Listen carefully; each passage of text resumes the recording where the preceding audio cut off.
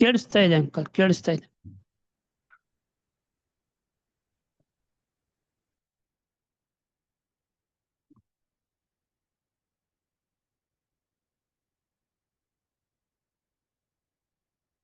Screen share ಮಾಡಿದ್ದೀನಿ, ಕಾಣುತ್ತಾ?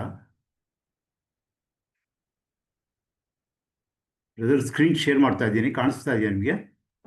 ಕಾಣುತ್ತಾ ಇದೆ, ಕಾಣ್ತಾ ಇದೆ, ಕ್ಲಿಯರ್ ಇದೆ, ಕಾಣ್ತಾ ಇದೆ. Thank you. ಕ್ರಿಸ್ತನಲ್ಲಿ ಪ್ರಿಯ ಸಹೋದರ ಸಹೋದರಿಯರೇ, ನಮ್ಮೆಲ್ಲರೂ ಕೂಡ ಮತ್ತೊಂದು ಆವರ್ತಿ ತಂದೆಯಾದ ದೇವರು ತನ್ನ ಅಪಾರವಾದ ಕೃಪೆಯಿಂದ ಈ ಮಾಧ್ಯಮದ ಮುಖಾಂತರವಾಗಿ ಪರೋಕ್ಷವಾಗಿ ನಾವೆಲ್ಲರೂ ಒಂದು ಸಭೆಯಾಗಿ ಕೂಡಿ ಬಂದು ತಂದೆ ದೇವರ ನಾಮವನ್ನು ಸ್ತುತಿಸಿ ಆತನು ನಮಗೆ ಮಾಡಿರತಕ್ಕಂತಹ ಎಲ್ಲ ಆಶೀರ್ವಾದಗಳನ್ನು ನಡೆಸಿ ನಮ್ಮ ಕೃತಜ್ಞತೆಗಳನ್ನು ಸಲ್ಲಿಸುವ ಹಾಗೆ ಈ ಒಂದು ಅವಕಾಶವನ್ನು ದಯಪಾಲಿಸಿಕೊಟ್ಟಂಥ ತಂದೆ ದೇವರಿಗೆ, ಆತನ ಮಗನೂ ನಮ್ಮ ರಕ್ಷಕನೂ ಆದ ಕ್ರಿಸ್ತೇಸುವಿನ ಮುಖಾಂತರವಾಗಿ ನಿತ್ಯ ಸ್ತುತಿ ಸ್ತೋತ್ರ ಘನಮಾನ ಮಹಿಮೆಗಳು ನಿರಂತರವೂ ಕೂಡ ಉಂಟಾಗಲಿ. ಕ್ರಿಸ್ತನಲ್ಲಿ ಪ್ರಿಯ ಸಹೋದರ ಸಹೋದರಿಯರೇ, ನಾವು ಈಗಾಗಲೇ ದಾವೀದನ ಕೀರ್ತನೆ 78ನೇ ಕೀರ್ತನೆಯಲ್ಲಿ ಓದಿದಾಗ ಇವತ್ತು ನಾವು ಮಾತಾಡಲಿಕ್ಕಿರತಕ್ಕಂಥ, ನಾವು ಡಿಸ್ಕಸ್ ಮಾಡೋಕ್ಕೆ ಇರತಕ್ಕಂಥ ವಿಷಯ, ಅನೇಕ ವಿಷಯಗಳ ಅದರಲ್ಲಿ ನಾವು ಓದಿದ್ದೀವಿ. ಸಂಕ್ಷಿಪ್ತವಾಗಿ ಹೇಳೋದಾದರೆ, ತಂದೆಯಾದ ದೇವರು ತನ್ನ ಪ್ರಜೆಗಳಾದ ಇಸ್ರಾಯೇಲರನ್ನು ಐಗುಪ್ತ ದೇಶದಿಂದ ಹೊರಗಡೆ ಕರ್ಕೊಂಬರ್ಬೇಕಾದ್ರೆ ನಾನಾ ಅದ್ಭುತಗಳನ್ನು ಮಾಡಿ ತನ್ನ ಪರಾಕ್ರಮವನ್ನು ತೋರಿಸಿದ್ರು. ನಮಗೆಲ್ಲ ಗೊತ್ತು, 10 ಬಾಧೆಗಳು ಬಂತು ಅಲ್ಲಿ ಐಗುಪ್ತ ದೇಶದಿಂದ ಹೊರಗಡೆ ಬರಬೇಕಾದ್ರೆ. ಅದರಲ್ಲಿ ಇಸ್ರಾಯೇಲ್ ಜನರಿಗೆ ಯಾವ ಬಾಧೆಗಳು ತಟ್ಟಲಿಲ್ಲ, ಆದರೆ ಐಗುಪ್ತ್ಯರಿಗೆ ಆ ಬಾಧೆಯಿಂದ ಅವರಿಗೆ ಅನೇಕ ನಷ್ಟ, ಪ್ರಾಣಹಾನಿ ಎಲ್ಲ ಉಂಟಾಯಿತು. ಅಷ್ಟು ಮಾತ್ರ ಸಾಲದೆಂಬಂತೆ ಅವರು ಐಗುಪ್ತ ದೇಶದಿಂದ ಹೊರಗಡೆ ಬಂದ ಮೇಲೆ ಆ ಕೆಂಪು ಸಮುದ್ರದ ಹತ್ತಿರ ಬಂದಾಗ, ಎದುರುಗಡೆ ಕೆಂಪು ಸಮುದ್ರ ಇದೆ, ಹಿಂದ್ಗಡೆ ಫರೋಹನ ಸೈನ್ಯ ಅಟ್ಟಿಸ್ಕೊಂಡು ಬರ್ತಾ ಇದ್ದಾರೆ, ಆ ಕಡೆ ಈ ಕಡೆ ಅರಣ್ಯ, ಬೆಂಗಾಡು, ಮರುಗಾಡು, ವಿಲ್ಡರ್ನೆಸ್ ಇದೆ. ಸೊ ಅವ್ರಿಗೆ ಎಸ್ಕೇಪ್ ಆಗೋದಕ್ಕೆ ಚಾನ್ಸೇ ಇರಲಿಲ್ಲ. ಅಂಥ ಸಮಯದಲ್ಲಿ ಯೆಹೋವ ದೇವರು ತನ್ನ ಭುಜಬಲದಿಂದ, ತನ್ನ ಪರಾಕ್ರಮದಿಂದ ಅವರನ್ನು ಆಶ್ಚರ್ಯಕರವಾದ ರೀತಿಯಲ್ಲಿ ಆ ಕೆಂಪು ಸಮುದ್ರವನ್ನು ಒಣನೆಲವನ್ನಾಗಿ ಮಾಡಿ ಅದರಲ್ಲಿ ಅವ್ರನ್ನ ಪಾರು ಮಾಡಿದ. ಇದೆಲ್ಲ ಆದಮೇಲೆ ತನ್ನ ವಾಗ್ದಾನ ಮಾಡಿದಂಥ ಆ ಒಂದು ಕಾನಾನ್ ದೇಶಕ್ಕೆ ಅವ್ರನ್ನ ಕರ್ಕೊಂಬರ್ಬೇಕಾದ್ರೆ ದೇವರು ಅರಣ್ಯದಲ್ಲಿ ಅವ್ರನ್ನ 40 ವರ್ಷಗಳ ಕಾಲ ನಡೆಸ್ಕೊಂಡು ಬಂದಿದ್ದನ್ನು ನಮಗೆಲ್ಲರಿಗೂ ಕೂಡ ಅದು ತಿಳಿದಿರತಕ್ಕಂಥ ವಿಷಯ ಆಗಿದೆ. ಸೊ ಇಲ್ಲಿ ಏನು ಮಾಡಿದ್ರು ಅಂದರೆ, ತಂದೆಯಾದ ದೇವರು ಅವ್ರನ್ನ ಕರ್ಕೊಂಬಂದಾಗ ಆ ಇಸ್ರಾಯೇಲ್ ಜನರು ಇಷ್ಟೆಲ್ಲವನ್ನು ಕೂಡ ಅವ್ರು ನೋಡಿದ್ರು ಕೂಡ ಅವರು ಏನು ಮಾಡ್ತಾರೆ, ಆ ಅರಣ್ಯ ಪ್ರದೇಶದಲ್ಲಿ ಬಂದಾಗ ತಂದೆಯಾದ ದೇವರ ವಿರುದ್ಧವಾಗಿ ಗುಣಗುಡ್ತಾರೆ. ಗುಣಗುಟ್ಬಿಟ್ಟು, ಯಾಕೆ ನಮ್ಮನ್ನು ಈ ಮರುಗಾಡನ್ನ ಸಾಯಿಸೋದೇ ಕರ್ಕೊಂಬಂದ ನೀನು ಅಂತ ಹೇಳಿಬಿಟ್ಟು ಅವರು ಮೋಶೆಗೆ ವಿರುದ್ಧವಾಗಿ ಗುಣಗುಟ್ಟಿ ಕೇಳ್ತಾರೆ. ಆಗ ದೇವರು, ನಮಗೆಲ್ಲ ಗೊತ್ತಿದೆ, ಅವ್ರೇನು ಮಾಡ್ತಾರೆ, ಮನ್ನಾ ಎಂಬತಕ್ಕಂಥ ಆಹಾರವನ್ನು ದಯಪಾಲಿಸ್ಕೊಡ್ತಾರೆ. ಕೂಡ ನಾವು ಚೆನ್ನಾಗಿ ಗೊತ್ತಿರತಕ್ಕಂಥ ವಿಷಯನೇ. ಇದ್ರ ಬಗ್ಗೆ ನಾವು ಹಿಂದೆ ಬಹಳ ವರ್ಷಗಳ ಹಿಂದೆ ಇದನ್ನು ಧ್ಯಾನ ಮಾಡಿದ್ವಿ. ಇವತ್ತು ಕೂಡ ಅದನ್ನೇ ಒಂದು ಪುನರಾವರ್ತನೆಯಾಗಿ ನಾವು ಧ್ಯಾನ ಮಾಡೋದಾದರೆ, ಈಗ ನಾವು ಇದಕ್ಕೆ ಓದಿದಂಥ ವಿಷಯ ನೋಡ್ಬೇಕಾದ್ರೆ ಯೋಹಾನ್ ಸುವಾರ್ತೆ 6ನೇ ಅಧ್ಯಾಯದಲ್ಲಿ ನಾವೇನು ನೋಡ್ತೀವಿ, ಈಗ ಓದಿದಂಥ ಇದರಲ್ಲಿ ಅವರೊಂದು ಮಾತು ಹೇಳ್ತಾರೆ. 31ನೇ ವಚನದಲ್ಲಿ ನಾವು ಈ ರೀತಿ ನೋಡ್ತೀವಿ, ನಮ್ಮ ಹಿರಿಯರು ಅಡವಿಯಲ್ಲಿ ಮನ್ನಾ ತಿಂದರು, ಪರಲೋಕದಿಂದ ರೊಟ್ಟಿಯನ್ನು ಅವರಿಗೆ ತಿನ್ನುವುದಕ್ಕೆ ಕೊಟ್ಟನು ಎಂದು ಶಾಸ್ತ್ರದಲ್ಲಿ ಬರೆದಿದೆಯಲ್ಲ, ನೀನು ಏನು ಕೆಲಸ ನಡೆಸುತ್ತಿ ಅಂದ್ಬಿಟ್ಟು ಯೇಸು ಸ್ವಾಮಿನ ಪ್ರಶ್ನೆ ಮಾಡ್ತಾರೆ. ಆಗ ಸ್ವಾಮಿಯವರು ಉತ್ತರವಾಗಿ ಹೇಳ್ತಾರೆ 32ನೇ ವಚನದಲ್ಲಿ, ಮೋಶೆಯು ನಿಮಗೆ ಪರಲೋಕದಿಂದ ರೊಟ್ಟಿ ಕೊಟ್ಟವನಲ್ಲ, ನನ್ನ ತಂದೆಯು ಪರಲೋಕದಿಂದ ಬರುವ ನಿಜವಾದ ರೊಟ್ಟಿಯನ್ನು ನಿಮಗೆ ಕೊಡುತ್ತಾನೆ. ಇಲ್ಲಿ ನಾವು ಗಮನಿಸಬೇಕಾದ ಅಂಶ ಏನಂತಂದರೆ, ತಂದೆಯಾದ ದೇವರು ಮೋಶೆ ಮುಖಾಂತರವಾಗಿ ಪರಲೋಕದಿಂದ ಅವರಿಗೆ ಮನ್ನಾ ಕೊಟ್ಟರು. ಇಲ್ಲಿ ಯೇಸು ಸ್ವಾಮಿ ಹೇಳ್ತಾರೆ, ಮೋಶೆ ನಿಮಗೆ ಪರಲೋಕದಿಂದ ರೊಟ್ಟಿ ಕೊಟ್ಟಿಲ್ಲ, ನನ್ನ ತಂದೆ ಪರಲೋಕದಿಂದ ಬರುವಂಥ ನಿಜವಾದ ರೊಟ್ಟಿಯನ್ನು ನಿಮಗೆ ಕೊಡ್ತಾರೆ ಅಂತ ಹೇಳ್ತಾರೆ. ಹಾಗಿದ್ಮೇಲೆ ನಾವು ಈಗ ಪಾಠಕ್ಕೆ ಓದಿದಂಥ 48ನೇ ವಚನದಲ್ಲಿ ನೋಡಬೇಕಾದ್ರೆ, ಆ ಜೀವ ಕೊಡುವ ರೊಟ್ಟಿ ನಾನೇ ಅಂತ ಹೇಳ್ತಾರೆ ಕ್ರೈಸ್ಟ್. ಮುಂದುವರೆದು ಹೇಳ್ತಾರೆ, ನಿಮ್ಮ ಹಿರಿಯರು ಅಡವಿಯಲ್ಲಿ ಮನ್ನಾ ತಿಂದರೂ ಸತ್ತು ಹೋದರು, ಪರಲೋಕದಿಂದ ಇಳಿದು ಬರುವ ರೊಟ್ಟಿ ಎಂಥದೆಂದರೆ ಅದನ್ನು ತಿಂದವನು ಸಾಯುವುದಿಲ್ಲ. ಆ ಪರಲೋಕದಿಂದ ಇಳಿದು ಬರುವ ಜೀವವುಳ್ಳ ರೊಟ್ಟಿ ನಾನೇ ಅಂತ ಹೇಳ್ತಾರೆ. ಸೊ ಈ ಒಂದು ವಾಕ್ಯವನ್ನು ನಾವು ನೋಡೋದಾದರೆ ಇಲ್ಲಿ ನಾವೇನು ಗಮನಿಸಬೇಕು ಅಂದರೆ, ತಂದೆ ದೇವರು ಮೋಶೆ ಮುಖಾಂತರವಾಗಿ ಆ ಒಂದು ಅರಣ್ಯದಲ್ಲಿ ಕೊಟ್ಟಂತಹ ಮನ್ನಾ, ಅದು ಕೂಡ ಅವರ ಒಂದು ದೈಹಿಕವಾದಂಥ ಒಂದು ಹಸಿವನ್ನು ನೀಗೋದಕ್ಕೋಸ್ಕರವಾಗಿ ತಂದೆ ದೇವರು ಕೊಟ್ಟರು.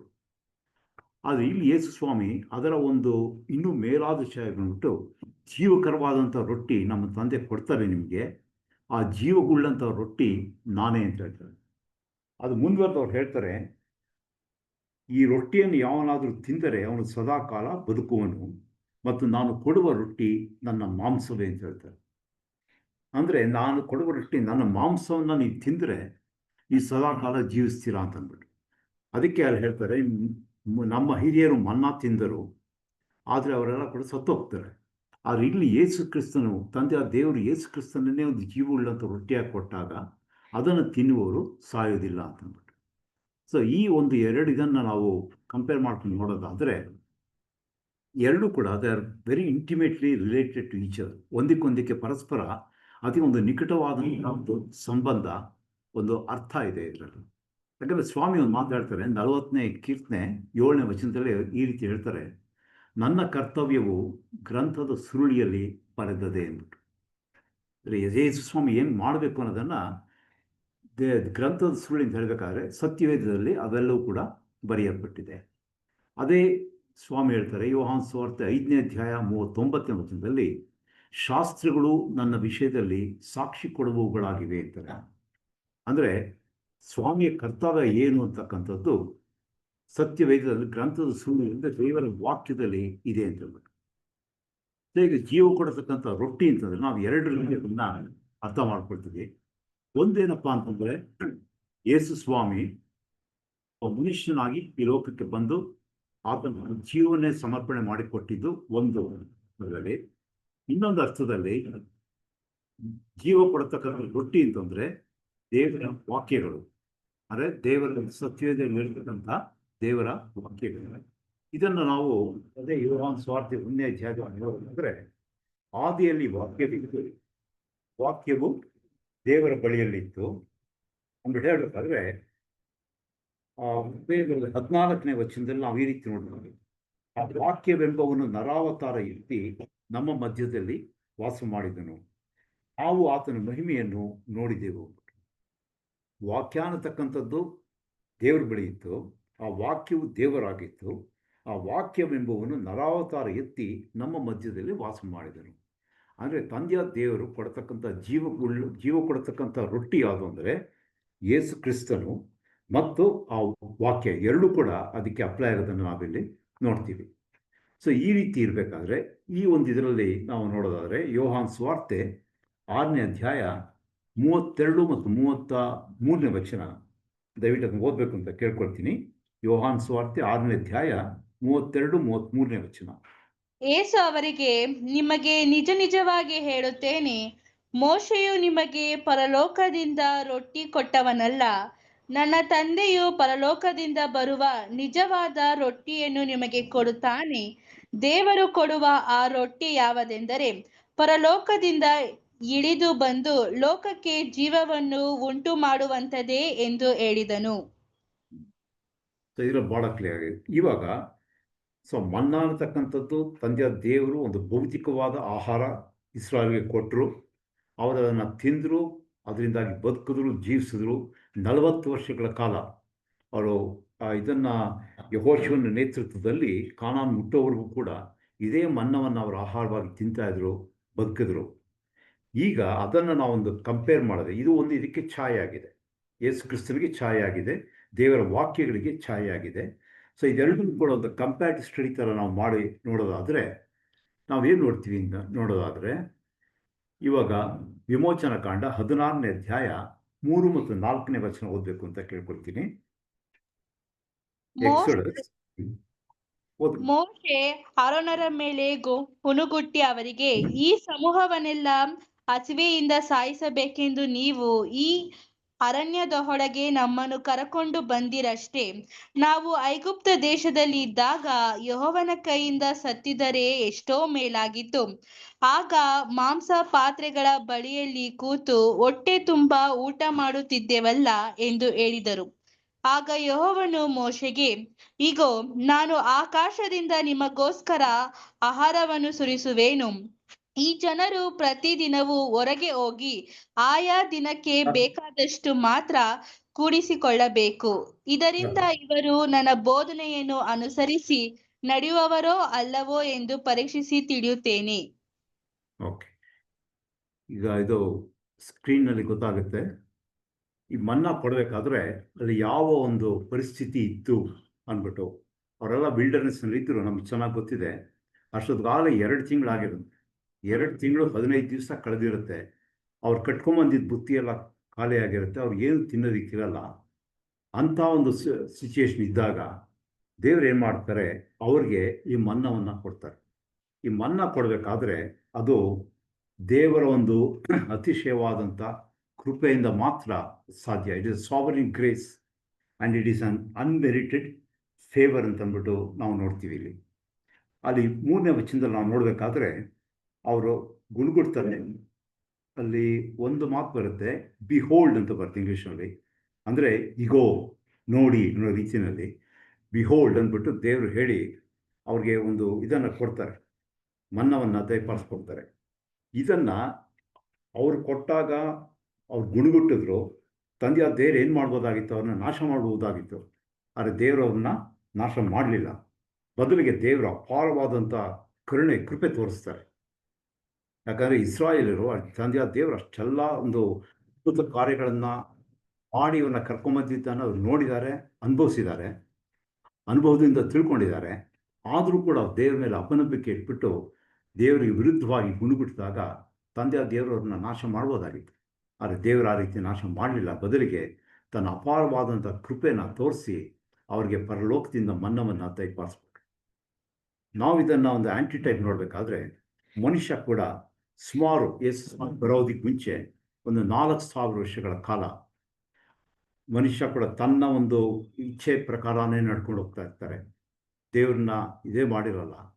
ಸೊ ಆ ಮನುಷ್ಯನ ದುಷ್ಟತನ ಎಷ್ಟು ಜಾಸ್ತಿ ಆಗುತ್ತೆ ಅಂದರೆ ಅವನು ದೇವ್ರನ್ನ ಹುಡ್ಕೋದನ್ನು ಬಿಟ್ಬಿಟ್ಟಿರ್ತಾನೆ. ಅದಕ್ಕೆ ನಾವು ರೋಮಸ್ನ ನೋಡ್ತೀವಿ, ನೀತಿವಂತನು ಒಬ್ಬನೂ ಇಲ್ಲ, ಒಬ್ಬನಾದರೂ ಇಲ್ಲ, ಯಾರೂ ದೇವರನ್ನು ಹುಡುಕುವವರು ಇಲ್ಲ ಅಂತಂದ್ಬಿಟ್ಟು. ಆವಾಗ ತಂದೆಯ ದೇವರು ನಾಶ ಮಾಡ್ಬೋದಿತ್ತು, ಅದು ಮಾಡಲಿಲ್ಲ. ಸುಮಾರು 4,000 ವರ್ಷಗಳ ಕಾಲ ಆದಮೇಲೆ ತನ್ನ ಮಗನನ್ನೇ ಈ ಲೋಕಕ್ಕೆ ಒಂದು ಜೀವವುಳ್ಳಂಥ ರೊಟ್ಟಿಯಾಗಿ ಕಳಿಸ್ಕೊಡ್ತಾನೆ. ಆದರೆ ಇಲ್ಲೂ ಕೂಡ ನಾವು ನೋಡ್ತಕ್ಕಂಥದ್ದು ತಂದೆ ದೇವರ ಅಪಾರವಾದಂಥ ಕೃಪೆ, ಕರುಣೆ. ಮತ್ತಾಯನ ಸುವಾರ್ತೆ 5ನೇ ಅಧ್ಯಾಯ 45ನೇ ವಚನದಲ್ಲಿ ನಾವೇನು ನೋಡ್ತೀವಿ ಅಂತಂದರೆ, ಆತನು ಒಳ್ಳೆಯವರ ಮೇಲೂ ಕೆಟ್ಟವರ ಮೇಲೂ ಸೂರ್ಯನು ಉದಯಿಸುವ ಹಾಗೆ ಮಾಡ್ತಾನೆ, ನೀತಿವಂತರ ಮೇಲೂ ಅನೀತಿವಂತರ ಮೇಲೂ ಮಳೆಯನ್ನು ಸುರಿಸುತ್ತಾನೆ ಅಂತಂದ್ಬಿಟ್ಟು. ಸೊ ಇಷ್ಟೆಲ್ಲ ದೇವರು ಮಾಡಿದ್ರೆ ಮನುಷ್ಯನ ಒಂದು ಪ್ರತಿಕ್ರಿಯೆ, ರೆಸ್ಪಾನ್ಸ್ ಯಾವ ರೀತಿ ಇತ್ತು ಅಂತ ನಾವು ನೋಡೋದಾದರೆ, ರೋಮನ್ಸ್ 1ನೇ ಅಧ್ಯಾಯ 21ಇಂದ 23 ವಚನಗಳಲ್ಲಿ ಈ ರೀತಿ ನೋಡ್ತೀವಿ. ದೇವರ ವಿಷಯವಾಗಿ ಅವರಿಗೆ ತಿಳುವಳಿಕೆ ಇದ್ದರೂ ಅವರು ಆತನನ್ನು ದೇವರೆಂದು ಘನಪಡಿಸಲಿಲ್ಲ. ಆತನ ಉಪಕಾರಗಳನ್ನು ನೆನೆಸಿ ಆತನನ್ನು ಸ್ತುತಿಸಲಿಲ್ಲ. ವಿವೇಕವಿಲ್ಲದ ಅವರ ಮನಸ್ಸು ಕತ್ತಲಾಯಿತು. ತಾವು ಜ್ಞಾನಿಗಳೆಂದು ಹೇಳಿಕೊಂಡು ಹುಚ್ಚರಾದರು. ಲಯವಿಲ್ಲದ ದೇವರ ಮಹಿಮೆಯನ್ನು ಬಿಟ್ಟು ಅದಕ್ಕೆ ಬದಲಾಗಿ ಲಯವಾಗುವ ಮನುಷ್ಯ, ಪಶು, ಪಕ್ಷಿ, ಸರ್ಪಾದಿಗಳ ಮೂರ್ತಿಯನ್ನು ಮಾಡಿಕೊಂಡರು. ಸೊ ಇಲ್ಲಿ ನಾವು ಕ್ಲಿಯರಾಗಿ ನೋಡ್ತೀವಿ ಎಷ್ಟು ಮಟ್ಟಿಗೆ ಮನುಷ್ಯ ದೇವರು ಆತನ ಸೃಷ್ಟಿ ಕ್ರಿಯೆಗಳಲ್ಲಿ ದೇವರು ಎಂಥ ಮಹಾಪರಾಕ್ರಮಶಾಲಿ ಗೊತ್ತಿದ್ದು ಕೂಡ ಅವರು ದೇವರನ್ನು ಬಿಟ್ಬಿಟ್ಟು ದೇವರ ಮಹಿಮೆಯನ್ನು ಬಿಟ್ಟು ಲಯವಾಗತಕ್ಕಂಥ ಮನುಷ್ಯ ಪ್ರಾಣಿಗಳನ್ನ ಅದು ಮೂರ್ತಿ ಮಾಡಿಕೊಂಡು ಅವನ್ನ ದೇವರು ಅಂತ ಪೂಜೆ ಮಾಡ್ತಾಯಿದ್ರು. ಸೊ ದೇವರು ನಾಶ ಮಾಡ್ಬೋದಾಗಿತ್ತು. ಆದರೆ ದೇವರು ಅಪಾರವಾದ ಕರುಣೆಯಿಂದ ತನ್ನ ಒಬ್ಬನೇ ಮಗನನ್ನು ಈ ಲೋಕಕ್ಕೆ ಒಂದು ರಕ್ಷಣಾರ್ಥವಾಗಿ ಕಳಿಸ್ಕೊಟ್ಟು ತನ್ನ ಒಂದು ಅಪಾರವಾದಂಥ ಗ್ರೇಸ್ನ ತೋರಿಸ್ತಾರೆ. ಇದು ಕೂಡ ಇಸ್ ಎ ಮ್ಯಾಚ್ಲೆಸ್ ವಂಡರ್ಸ್. ಸೊ ಈ ರೀತಿ ಇರಬೇಕಾದ್ರೆ ನೆಕ್ಸ್ಟ್ ನಾವೇನು ನೋಡ್ತೀವಿ ಅಂತಂದರೆ, ಈ ಮನ್ನಾ ಅಂತ ಕೊಟ್ಟರಲ್ಲ ದೇವರು, ಇದು ಒಂದು ಫ್ರೀ ಗಿಫ್ಟ್. ಅಂದರೆ ತಂದೆಯ ದೇವರು ಉಚಿತವಾಗಿ ನಮಗೆ ದಯಪಾಲಿಸ್ಕೊಟ್ಟಂಥ ಆಗಿನ ಕಾಲದ ಇಸ್ರಾಯೇಲ್ಗೆ ದಯಪಾಲಿಸಿದಂಥ ಒಂದು ಉಚಿತವಾದಂಥ ಒಂದು ವರ ನಮಗೂ ಕೂಡ ತಂದೆಯ ದೇವರು ಫ್ರೀಯಾಗಿ ಕೊಟ್ಟಿರ್ತಕ್ಕಂಥ ಒಂದು ವರ್ಣಿಸಲು ಅಶಕ್ಯವಾದಂಥ ವರ ಇದು. ಅಂದರೆ ಈ ಮನ್ನಾ ತಗೊಬೇಕಾದ್ರೆ ಇಸ್ರಾಯೇಲ್ರು ಅವ್ರೇನು ಕೆಲಸ ಮಾಡಬೇಕಾಗಿರಲಿಲ್ಲ. ಕೆಲಸ ಮಾಡಿದ್ದಕ್ಕೆ ಕೊಟ್ಟಂಥ ಕೂಲಿ ಅಂತ ಹೇಳೋಕ್ಕಾಗಲ್ಲ, ಅಥವಾ ಯಾವುದೋ ಒಂದು ಪಂದ್ಯದಲ್ಲಿ ಗೆದ್ದು ಪಡ್ಕೊಂಡಂಥ ಬಹುಮಾನ ಅಂತ ಕೂಡ ಹೇಳೋಕ್ಕಾಗಲ್ಲ. It is only a token of God's love and grace. ತಂದೆಯ ದೇವರ ಒಂದು ಅಪಾರವಾದಂಥ ಪ್ರೀತಿ, ಆತನ ಕೃಪೆಯ ಒಂದು ಸಾಂಕೇತವಾಗಿ ದೇವರು ಅವರಿಗೆ ಅಲ್ಲಿ ಮನ್ನವನ್ನು ಕೊಟ್ಟರು. ಅದರಿಂದ ಮನ್ನಾ ಅಂತ ಹೇಳಿದ್ರೆ it is A super natural gift of god. ಸುಮಾರು 20 ಲಕ್ಷ ಜನ ಅಲ್ಲಿ ಇರ್ತಾರೆ ಅರಣ್ಯದಲ್ಲಿ, ಆ ಬಂದವರು. ಆದರೆ ಆ ಹೆಂಗಸರು, ಮಕ್ಕಳು, ಅನ್ಯ ಜನರು ಎಲ್ಲರೂ ಕೂಡ ಸೇರಿ ಸುಮಾರು 20 ಲಕ್ಷ ಜನ ಇರ್ತಾರೆ. ಒಬ್ಬ ವ್ಯಕ್ತಿಗೆ ಒಂದು ದಿನಕ್ಕೆ ಒಂದು ಓಮರ್ ಅಂತಕ್ಕಂಥ ಒಂದು ಅಳತೆ. ಅದ್ರ ಪ್ರಕಾರ ಮನ್ನವನ್ನು ಕಲೆಕ್ಟ್ ಮಾಡಬೇಕಾದ್ರೆ ಒಂದು ದಿನಕ್ಕೆ ಸುಮಾರು 4500 ಟನ್ ಅಷ್ಟು ಮನ್ನ ಬೇಕಾಗ್ತಾ ಇತ್ತು. ಆ್ಯಂಡ್ ರಿಮೆಂಬರ್, ಇಷ್ಟು ಮನ್ನವನ್ನು ದೇವರು 40 ವರ್ಷಗಳ ಕಾಲ ಅವ್ರಿಗೆ ಕೊಟ್ಟು ಅವ್ರನ್ನ ಸಾಕಿ ಸಲ್ಲಿಸ್ತಾರೆ. ಅಂದರೆ ಇವ್ರು ಯಾವುದೇ ಒಂದು ಪ್ರಯತ್ನದಿಂದ ಆಗಿದ್ದಲ್ಲ, ತಂದೆ ದೇವರೇ ಕೊಟ್ಟಿದ್ದು. ಎಷ್ಟು ದೇವರ ಒಂದು ಅಪಾರವಾದಂಥ ಕೃಪೆ ಅಂದರೆ 40 ವರ್ಷಗಳ ಕಾಲ ದಿನಕ್ಕೆ 4500 ಟನ್ ಪ್ರಕಾರ, ಅಂದರೆ 4500 ಇಂಟು 365 ಇಂಟು 40 ಅಷ್ಟು ಟನ್ನಷ್ಟು ಮನ್ನವನ್ನು ಕೊಟ್ಟು ದೇವರನ್ನ ಸಾಕಿ ಸಲ್ಲುತ್ತಾರೆ. ಆ್ಯಂಟಿಟಿಪಿಕಲ್ ನೋಡೋದಾದರೆ ನಾವು ಕೂಡ ಎಷ್ಟೋ ಪಾಪ ಮಾಡಿ ಮನುಷ್ಯ ದೇವರಿಂದ ದೂರ ಹೊರಟಾಗಿರ್ತಾರೆ. ನಮಗೆಲ್ಲ ಚೆನ್ನಾಗಿ ಗೊತ್ತು, ಯೋಹಾನ 3:16 ಲೋಕದ ಮೇಲೆ ಎಷ್ಟೋ ಪ್ರೀತಿಯನ್ನಿಟ್ಟು ತನ್ನ ಒಬ್ಬನೇ ಮಗನನ್ನು ಲೋಕಕ್ಕೆ ಕಳಿಸಿಕೊಟ್ಟನು, ಒಬ್ಬರಾದರೂ ನಾಶವಾಗದೆ ಎಲ್ಲರೂ ನಿತ್ಯ ಜೀವನ ಪಡೆಯಬೇಕು ಅಂದ್ಬಿಟ್ಟು ಕೊಟ್ಟರು ಅಂತಂದ್ಬಿಟ್ಟು ನಾವು ನೋಡ್ತೀವಿ. ಸೊ ಇದರಲ್ಲಿ ಮೋಶೆ ಒಂದು ಮಾತು ಹೇಳ್ತಾರೆ, ವಿಮೋಚನಾ ಕಾಂಡ 16:15 ಮೋಶೆ ಅವರು ಇಸ್ರಾಯೇಲ್ ಹೇಳ್ತಾರೆ, ಇದು ಯೆಹೋವನು ನಿಮಗೋಸ್ಕರ ಕೊಟ್ಟ ಆಹಾರ. ಮನ್ನಾ ಅನ್ನತಕ್ಕಂಥದ್ದು ಯೆಹೋವನು ನಿಮಗೋಸ್ಕರವಾಗಿ ಕೊಟ್ಟಂತಹ ಆಹಾರ ಇದು ಅಂತ ಹೇಳ್ತಾರೆ. ಪೌಲು ಕೂಡ ಹೊಸ ಒಡಂಬಡಿಕೆಯಲ್ಲಿ 2 ಕೊರಿಂಥ 9:15 ವರ್ಣಿಸಲು ಅಶಕ್ಯವಾದ ದೇವರ ವರಕ್ಕಾಗಿ ಆತನಿಗೆ ಸ್ತೋತ್ರ ಅಂತ ಹೇಳ್ತಾರೆ. ಇದು ದೇವರು ಇಡೀ ಮಾನವ ಜನಾಂಗಕ್ಕೆ ಕೊಟ್ಟಂತಹ ಒಂದು ಪರಲೋಕದ ಮನ್ನ. ಸರಿ, ಆಮೇಲೆ ನಾವು ಆಗಲೇ ಹೇಳಿದ್ವಿ, ಮನ್ನವನ್ನು ಯೇಸು ಕ್ರಿಸ್ತನಿಗೆ ಒಂದು ವ್ಯಕ್ತಿಯಾಗಿ ನಾವು ಹೋಲಿಸ್ಬೋದು ಮತ್ತು ದೇವರ ವಾಕ್ಯಗಳಿಗೂ ಕೂಡ ಹೋಲಿಸ್ಬೋದು. ದೇವರ ವಾಕ್ಯ ಹೇಗೆ ದೇವರೇ ಇದನ್ನು ಕೊಟ್ಟಿದ್ದು ಅಂತ ನೋಡಬೇಕಾದ್ರೆ 2 ಪೇತ್ರ 1ನೇ ಅಧ್ಯಾಯ 21ನೇ ವಚನದಲ್ಲಿ ನಾವು ಈ ರೀತಿ ನೋಡ್ತೀವಿ, ಮನುಷ್ಯರು ಪವಿತ್ರಾತ್ಮ ಪ್ರೇರಿತರಾಗಿ ದೇವರಿಂದ ಹೊಂದಿದ್ದಲ್ಲಿ ಮಾತಾಡಿದರು ಅಂತಂದ್ಬಿಟ್ಟು ನಾವು ನೋಡ್ತೀವಿ. ಈ ಒಂದು ಸಂದರ್ಭದಲ್ಲಿ ಈ ಮನ್ನಾ ಎಲ್ಲಿ ಸಿಕ್ತು ಅನ್ನೋದು ಕೂಡ ಭಾಳ ಇಂಪಾರ್ಟೆಂಟ್. ಯಾವ ಸ್ಥಳದಲ್ಲಿ ಮನ್ನಾ ಬೀಳ್ತು ನಮಗೆ ಗೊತ್ತಾಗಿ ನಾವು ನೋಡ್ತೀವಿ. ವಿಮೋಚನಾ ಕಾಂಡ 16ನೇ ಅಧ್ಯಾಯ 1ನೇ ವಚನ ನೋಡಬೇಕಾದ್ರೆ, ಇಸ್ರಾಯೇಲರ ಸಮೂಹವೆಲ್ಲ ಏಲೀಮಿನಿಂದ ಹೊರಟ ಮೇಲೆ ಅವರು ಐಗುಪ್ತ ದೇಶವನ್ನು ಬಿಟ್ಟ 2ನೇ ತಿಂಗಳಿನ 15ನೇ ದಿನದಲ್ಲಿ ಏಲೀಮಿಗೂ ಸೀನಾಯಿ ಬೆಟ್ಟಕ್ಕೂ ನಡುವೆ ಇರುವ ಸೀನ್ ಎಂಬ ಅರಣ್ಯಕ್ಕೆ ಬಂದರು ಅಂತಂದ್ಬಿಟ್ಟು. ಆದರೆ ಸೀನ್ ಅನ್ನತಕ್ಕಂಥ ಅರಣ್ಯಕ್ಕೆ ಇವರು ಬರ್ತಾರೆ. ಈ ಬೈಬಲ್ನಲ್ಲಿ ಯಾವುದೇ ಒಂದು ಇದು ಒಂಥರ ವ್ಯರ್ಥವಾಗಿ ಬರೆದಿರ್ತಕ್ಕಂಥ ವಾಕ್ಯಗಳಲ್ಲ. 2ನೇ ತಿಂಗಳ 15ನೇ ದಿನ ಅನ್ಬೇಕಾದ್ರೆ ಅದಕ್ಕೂ ಕೂಡ ಒಂದು ಇಂಪಾರ್ಟೆನ್ಸ್ ಇದೆ. ಅದೇನಪ್ಪ ಅಂತಂದರೆ, ಸತ್ಯವೇದದಲ್ಲಿ ನಂಬರ್ 2 ಅಂತ ಹೇಳಬೇಕಾದ್ರೆ it always stands for A testimony, ಅಥವಾ ಒಂದು ವಿಟ್ನೆಸ್ಗೆ ಅಥವಾ ಒಂದು ಸೆಲೆಕ್ಷನ್ಗೆ. ಈ 3 ಕಾರ್ಯಗಳಿಗೆ ಇದಾಗುತ್ತೆ. ಆಮೇಲೆ 15ನೇ ದಿವಸ ಅಂತ ಹೇಳ್ಬೇಕಾದ್ರೆ 15 ಅಂದರೆ 3 × 5 3 × 5. 3 ಅಂತಕ್ಕಂಥದ್ದು ನಂಬರ್ ಆಫ್ ಮ್ಯಾನಿಫೆಸ್ಟೇಷನ್. ಅದು ಪ್ರಕಟವಾಗತಕ್ಕ ತಂದೆಯ ದೇವರು ತನ್ನ ಒಂದು ಕಾರ್ಯಗಳನ್ನು ಪ್ರಕಟಿಸಬೇಕಾದ್ರೆ, ಯಾವುದಾದ್ರೂ ಮುಖ್ಯವಾದ ಸಂಗತಿಯನ್ನು ಮನುಷ್ಯನಿಗೆ ತಿಳಿಸ್ಬೇಕಾದ್ರೆ ಅದು 3 ನಂಬರ್ ಬರುತ್ತೆ. ಯೇಸು ಸ್ವಾಮಿ ಪುನರುತ್ಥಾನ ಹೊಂದಿದ್ದು 3 ದಿನ ಹಗಲು ರಾತ್ರಿ ಭೂಮಿಯಲ್ಲಿ ಇದ್ಮೇಲೆ, ಅದೇ ರೀತಿಯಾಗಿ ತಂದೆಯ ದೇವರು ಅಬ್ರಹಾಂ ಜೊತೆ ಒಡಂಬಡಿಕೆ ಮಾಡ್ಕೊಳ್ಳೋದು 3ನೇ ಸರ್ತಿ. ಸೊ ಈ ರೀತಿ 3 ಅಂತಂದರೆ it is A number of manifestation. 5 ಅಂತಂದರೆ ಸಂಖ್ಯೆ 5 ದೇವರ ಕೃಪೆಯನ್ನು ಸೂಚಿಸುತ್ತೆ. ಸೊ ಇಲ್ಲಿ 15ನೇ ದಿನ 2ನೇ ತಿಂಗಳು ಅಂದರೆ ಇಟ್ ಇಸ್ ಎ ಟೆಸ್ಟಿಮನಿ, ಒಂದು ವಿಟ್ನೆಸ್, ಒಂದು ಸಾಕ್ಷಿ. 15ನೇ ದಿನ ಅಂತಂದರೆ ತಂದೆಯ ದೇವರ ಅಪಾರವಾದಂಥ ಕೃಪೆ ಅಲ್ಲಿ ಪ್ರಕಟವಾಯಿತು. ಯಾವ ರೀತಿ ಪ್ರಕಟವಾಯಿತು ಅಂದರೆ, ತಂದೆಯ ದೇವರವರ ಆಹಾರ ಕೇಳ್ಕೊಂಡಾಗ, ಪರಲೋಕದಿಂದ ಮನ್ನವನ್ನು ಸುರಿಸಿದಾಗ ಆತನ ಅಪಾರವಾದಂಥ ಕೃಪೆ ಅಲ್ಲಿ ಮ್ಯಾನಿಫೆಸ್ಟ್ ಆಗಿದ್ದನ್ನು ನಾವು ನೋಡ್ತೀವಿ. ಸೊ ಅದು ದ ಪ್ಲೇಸ್ ವೇರ್ ಮನ್ನಾ ಫೆಲ್. ಅದು ಭಾಳ ಇಂಪಾರ್ಟೆಂಟ್ ಆಗಿರ್ತಕ್ಕಂಥ ಪ್ಲೇಸ್ ಅದು. ಆಮೇಲೆ ಸೊ ಇದು ಈ ಮನ್ನಾ ಸಿಕ್ಕಿದ್ದು ಎಲ್ಲಿ ಅಂದರೆ ವಿಲ್ಡರ್ನೆಸ್ನಲ್ಲಿ. ಸೊ ಇದನ್ನು ನಾವು ನೋಡಿದ್ವಿ. ಈಗ ವಿಲ್ಡರ್ನೆಸ್ ಅಂತಂದ್ರೆ ಏನು? ಒಂದು ಏನು ಹೇಳ್ತಾರೆ ಅಂದರೆ ಒಂದು ಅರಣ್ಯ ಅಂತ ಹೇಳ್ಬೋದು. ಬಟ್ ಅರಣ್ಯ ಅಂದರೆ ಅಲ್ಲಿ ಇದಿರೋದಿಲ್ಲ, ಏನೋ ಗಿಡ ಮರಗಳು ಜಾಸ್ತಿ ಇರೋದಿಲ್ಲ, ಅಲ್ಲಿ ಒಂಥರ ಮರುಭೂಮಿ ಥರ ಇರುತ್ತೆ. ಆದರೆ it is A homeless place ಅಂತ ಹೇಳ್ಬೋದು. ಅಲ್ಲಿ ಯಾರೂ ವಾಸ ಮಾಡಲ್ಲ, ಯಾರೂ ವಾಸ ಮಾಡದೇ ಇರತಕ್ಕಂತಹ ಒಂದು ಸ್ಥಳ. ಅಲ್ಲಿ ಯಾರು ಮನೆಯೂ ಕೂಡ ಕಟ್ಕೊಂಡು ವಾಸ ಮಾಡೋಕ್ಕೆ ಹೋಗೋದಿಲ್ಲ. ನಮ್ಮ ರಕ್ಷಣಾದ ಯೇಸು ಕ್ರಿಸ್ತನು ಈ ಲೋಕಕ್ಕೆ ಬಂದಾಗ ತಂದೆಯ ದೇವರು ಅವರು ಅರಣ್ಯದಿದ್ದಾಗ ಮನ್ನವನ್ನು ಕೊಟ್ಟರು. ಇಲ್ಲಿ ಪ್ರಪಂಚ ಕೂಡ ಒಂದು ಅರಣ್ಯದೋಪಾದಿಯಲ್ಲಿ ಇತ್ತು. ಯಾಕಂದರೆ ಮನುಷ್ಯ ಪೂರ್ತಿ ಕೆಟ್ಟೋಗ್ಬಿಟ್ಟಿದ್ದ. ಆ ಸ್ವಾಮಿ ಬರೋಣವಾಗತಕ್ಕಂಥ ಸಮಯದಲ್ಲಿ ಸ್ವಾಮಿ ಕೂಡ ಬಂದಾಗ ನಾನು ಹೇಳಿದೆ ವಿಲ್ಡರ್ನೆಸ್ ಅಂತಂದರೆ ಅಲ್ಲಿ ಯಾವ ಮನೆ ಕೂಡ ಇರೋದಿಲ್ಲ. ಲೋಕ ಅದೇ ರೀತಿಯಲ್ಲಿತ್ತು. ಅದಕ್ಕೆ ನಾವು ನೋಡ್ತೀವಿ, ಸ್ವಾಮಿ ಹುಟ್ಟಿದಾಗ ಆತನನ್ನು ಹೆರುವುದಕ್ಕೆ ಸ್ಥಳವಿಲ್ಲದೆ ಗೋದಲಿಯಲ್ಲಿ ಆತನನ್ನು ಮಲಗಿಸಿರುಂಬಿಟ್ಟು. There is no room at the inn. ಹುಟ್ಟಿದಾಗ ಅವರಲ್ಲಿ ಮಲಗಿಸೋದಕ್ಕೆ ಒಂದು ಸ್ಥಳ ಇರಲಿಲ್ಲ.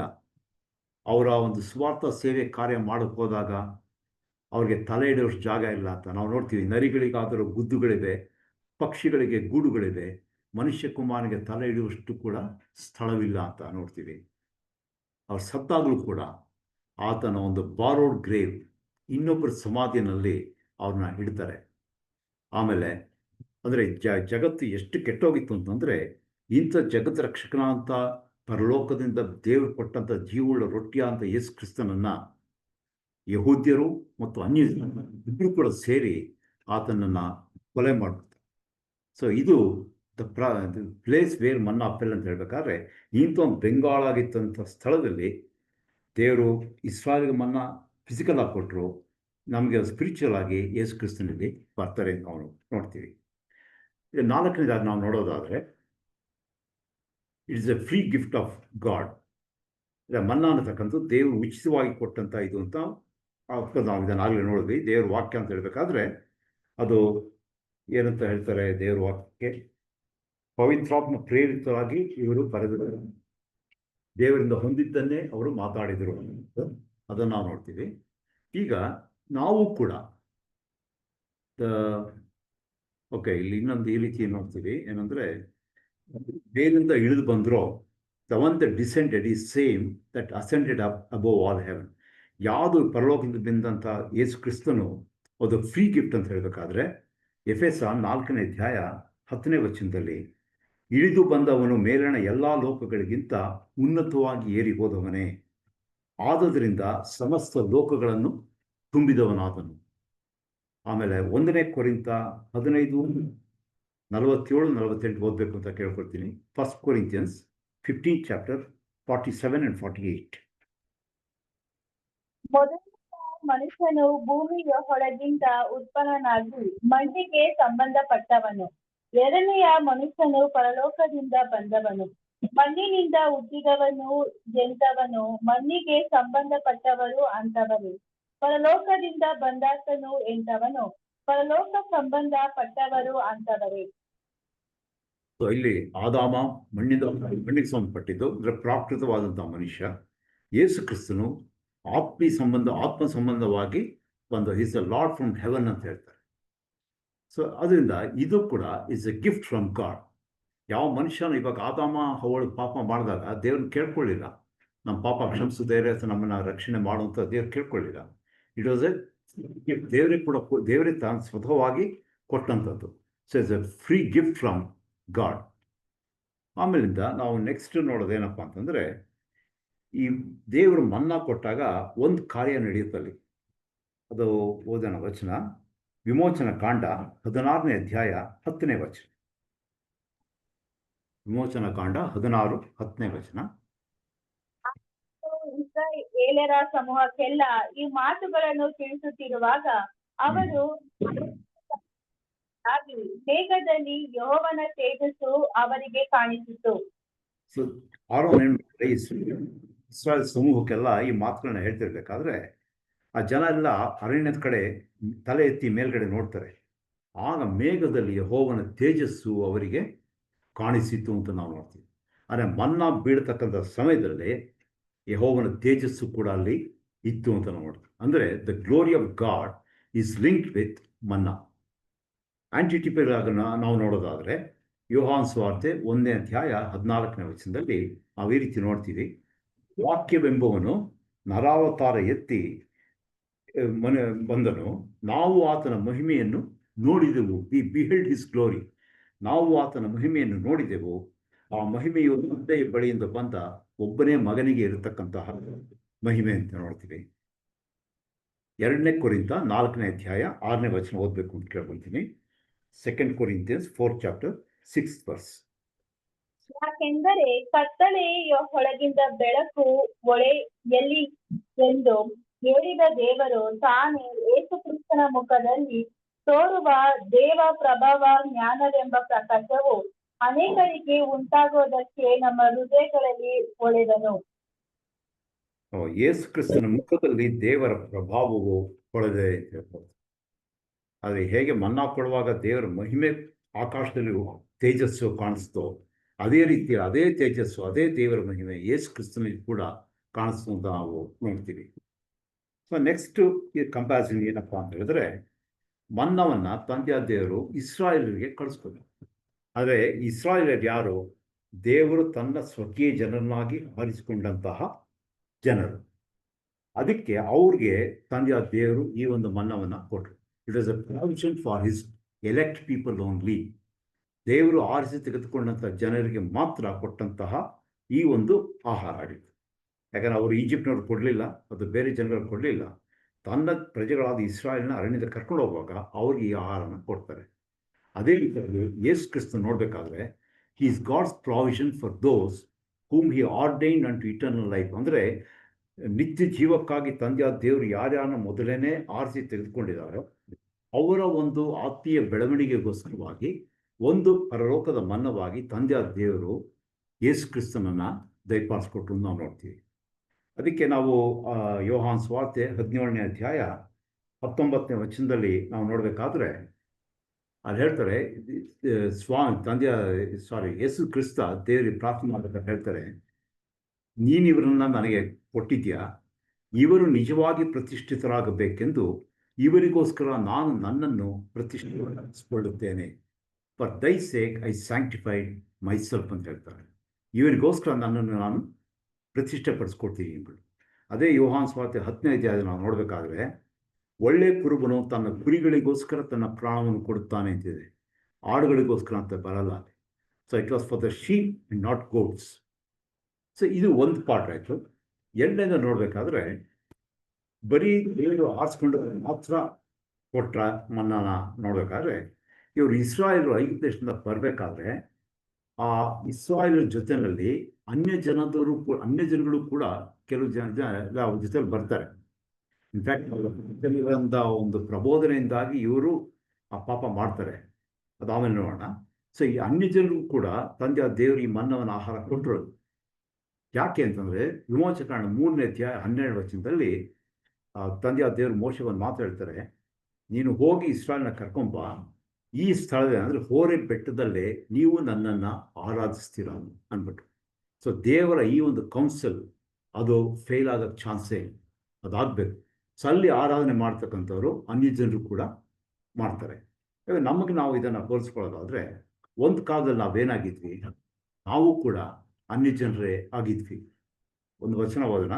ಎಫೆಸದವರಿಗೆ ಬರೆದ ಪತ್ರಿಕೆ 2ನೇ ಅಧ್ಯಾಯ 3ನೇ ವಚನ. ಎಫೆಸ 2:3.